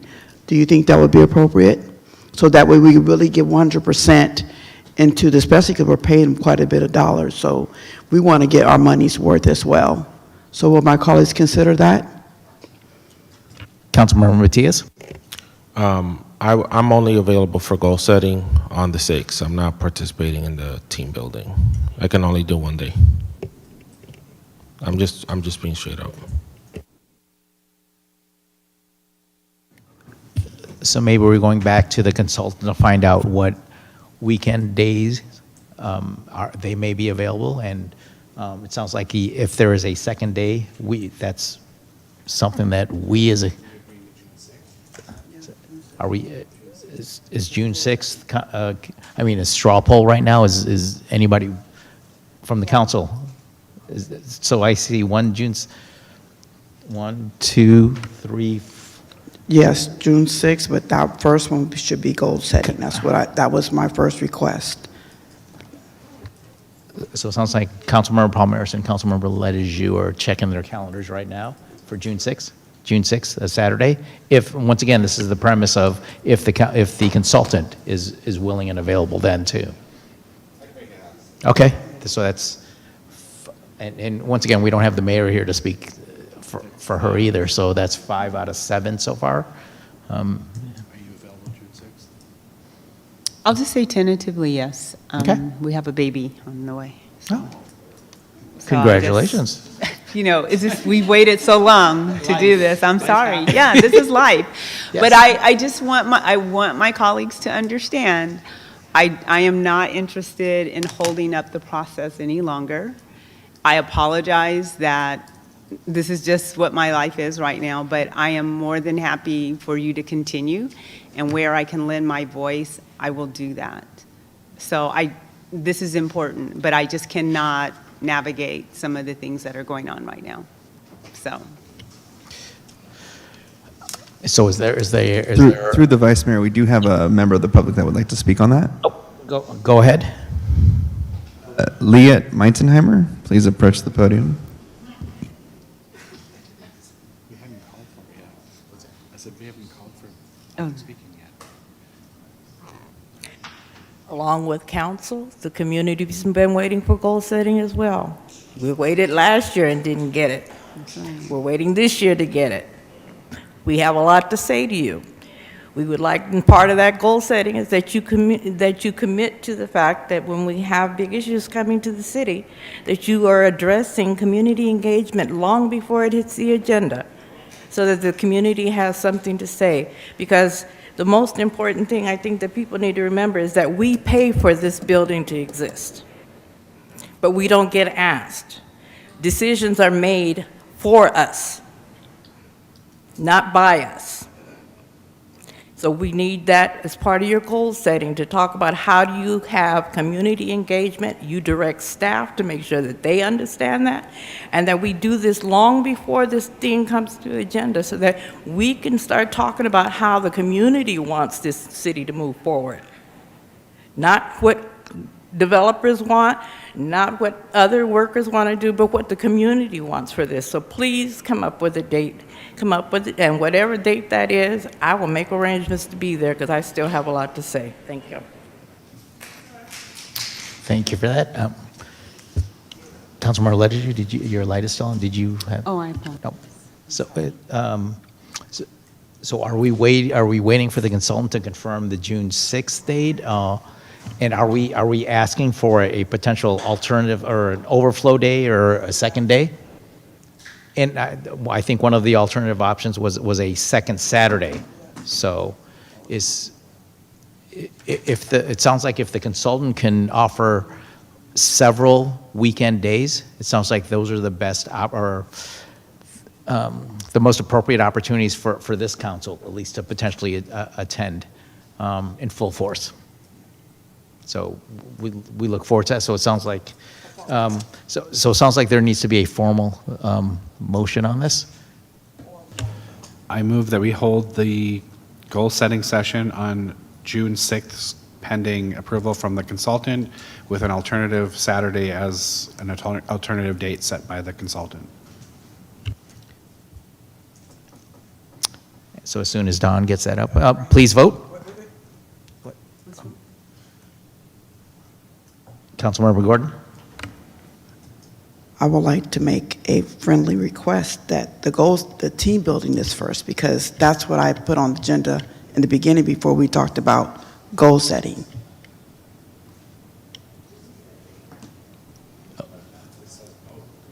Right, but I put that when I first started serving, that we talk about team building first and then goal setting. Oh, I thought you said goal setting. I just want to clarify. Thank you. Comment. Go ahead, I Councilmember Lejeune. apologize. So I think what we need to agree upon and understand is if we only have one day, we can do both of them and rely on the consultant to figure out how to break up the day, right? And then it will achieve everything that has been requested. Because I just want to make sure we're clear on that. If we only have one day, we can't spend one full day on goal setting, because we have to have the community involved in this process. So we need to rely on all the data that has been gathered by the consultant to determine how to best structure the day. That includes both of those topics. Do we agree on that? So however the consultant does that, we're leaving them free. They've talked to all of us, and they will know how to formulate this. And we should be able to respect whatever it is that they come up with. Are we able to do that? Because I think that's really important that we're clear on what we're going to do in one day. I think that's okay? a viable ask. Okay. Speaking from experience in the past, that's been a challenge to accomplish of a one-day team building and goal setting. So just throwing it out there, we can ask that of the consultant and see what they come up with, and seeing if that's an opportunity that we can have. Through the chair, I think that's a good idea, because then if they feel that we would need more time, then we could do that alternate Saturday. I think it's a great idea. Thank you, Councilwoman Lejeune. Question through the chair, sorry. If you all if we are able to come up with the June date, are you all open to extending from 9 to 4 to maybe 9 to 5, 9 to 6? Okay. Yeah, I think it sounds like from an efficiency standpoint, if we can cut it down to one day, I think that's going to be our best bet at this point. With a long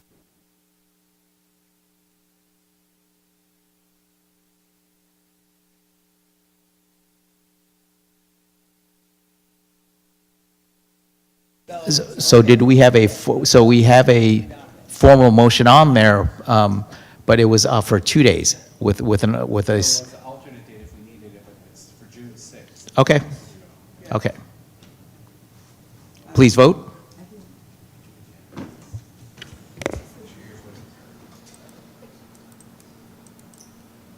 Motion carries unanimously with the mayor absent.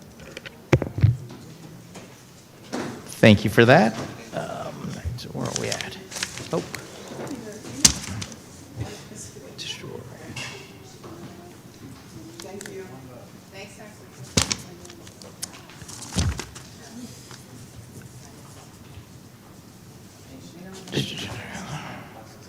So moving on to agenda item number 10, information calendar, seeing none.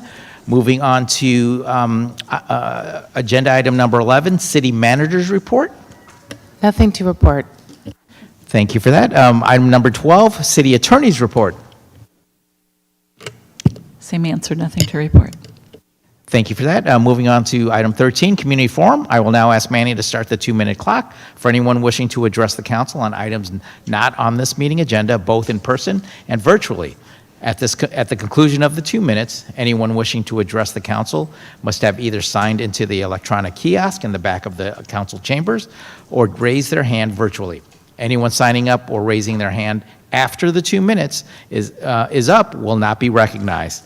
The last community forum is an opportunity for interested members of the public to address the council on items not on the meeting agenda. Any interested members of the public desiring to communicate with the city council as part of the last community forum who have not already spoken? Are there any speakers already signed up? Not at this time, thank you. So we'll give it another minute and 10 seconds.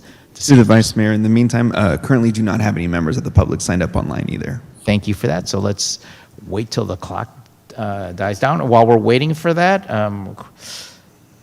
I guess we can go on to item number 14, request and actions for future agenda items or special projects.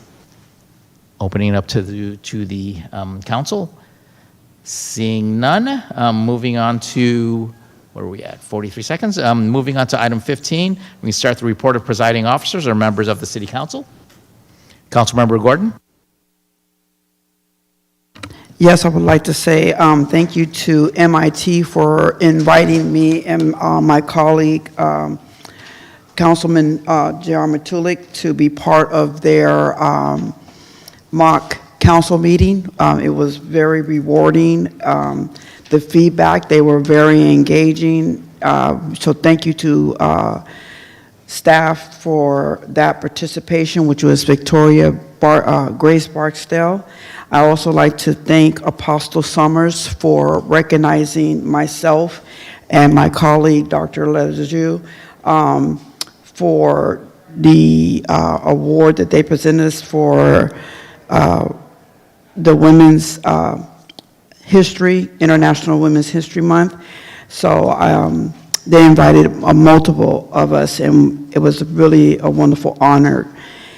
Also, too, I got a chance to participate in 3 meet and greet. They talked about concerns that they have within the District 6, and the largest concern is the unhoused population. When it seems to be a sweep, it seems that they're coming into District 6, and so they're also concerned about not a lot of safety on Sonoma Boulevard. They do see that we do have wheelchair cuts being put into it, and I thank Caltrans for that in the city of Vallejo. But one of the biggest concerns that they have is that it's still not addressing safety lights for our young kids to cross the street to go to Grace Patterson and the community center. So that was their comments, but however, they do appreciate the work is being done. It just seems to be going kind of slow, and that's their words that they shared, but they were grateful that the city of Vallejo is moving forward, and so that is my report. Thank you. Councilmember Bragenzer. Yeah, I just wanted to take a quick minute to address the issue that Nooney's Cafe burned on over this past weekend, and I might give my condolences for the family that suffered that loss, and I understand they'll be closed for quite some time while they rebuild. Thank you for that. Just want to quickly report On March 22nd, or I'm sorry, March 26th, there was for League of Cities, there was the Transportation, Communications and Public Works Policy Committee down in Santa Ana. Had the opportunity and the honor to represent the city as part of that. And on Monday, April 6th, I want to thank the Sheriff's Department and our Vallejo Police Department, along with our mayor, for holding a town hall meeting. I see Supervisor James's staff that were also present during that. So that was a great opportunity to hear the latest and greatest of the updates of once the sheriff has started back in January. And once again, similar to Councilmember Gordon, I want to thank Jessica Morrison from MIT, the teacher that set up the MIT mock council member meeting that was held here yesterday. So thank you to all of that community engagement. And once again, another shout out to my Dan Minnie family that will be holding the bike rodeo coming up this Saturday. I look forward to as many people and the community coming out to join us for that. So thank you. Mr. Chair, just in case you did not participate in the meet and greet with the sheriff and the police, we are also having a meeting on the 30th, correct? Here at the Vallejo Room on the 30th of this month. Just want to clarify that. And that is going to be for the reform, correct? Does anybody know that, City Manager? Yeah, just want to make sure because people were kind of upset because they didn't think they got enough notice for that particular event that we had in District 6. So I just want to clarify. I believe everything would be on the city website if there is a scheduled meeting. So the community can go to the city website to verify that. Okay? If there's no... Through the Vice Mayor, we did have one last minute sign up for community forum. Okay, go ahead. Tony Stewart, please approach the podium. Good evening. I appreciate you mentioning my employer, but I am here on behalf of myself at this moment, and given the hour, I'll be real brief. As a constituent, I would really appreciate, and I want to appreciate Councilmember Matias specifically for doing this pretty often, Councilmember Letter, you as well. I would appreciate if you guys gave your council reports, they would be reports about what's actually happening on the other boards and commissions that you sit on. There's a lot of things happening that the community has no idea is happening. There are bus routes changing. There's a lot of homeless strategy work being done at the county level. There is a whole host of issues that are happening regionally that the community needs to know about, but they don't hear that from their liaisons from the council, and I think that's pretty important. On the other hand, there's also work being done at the commission level that I think you all as liaisons should be sharing here as well, so that there's a cross-pollination of information here, but also for the community. A lot of community doesn't come to commission meetings, but a lot of community watches this meeting, and yeah, the room's empty, but I can tell you online there's probably 20 people watching right now, not to mention VCAT. So just think about that. Again, I appreciate you sharing that to your commission. I appreciate you sharing what's happening here. I think that informs the commission to do their work much better. And I would just appreciate if the rest of you could do that. I think that's really important work, and that would create more cohesion amongst the council and the commission level. And I think the commission would appreciate it, being a commissioner myself. So thank you. Thank you for sharing that. Seeing no other questions or comments, moving on to adjournment. Thank you.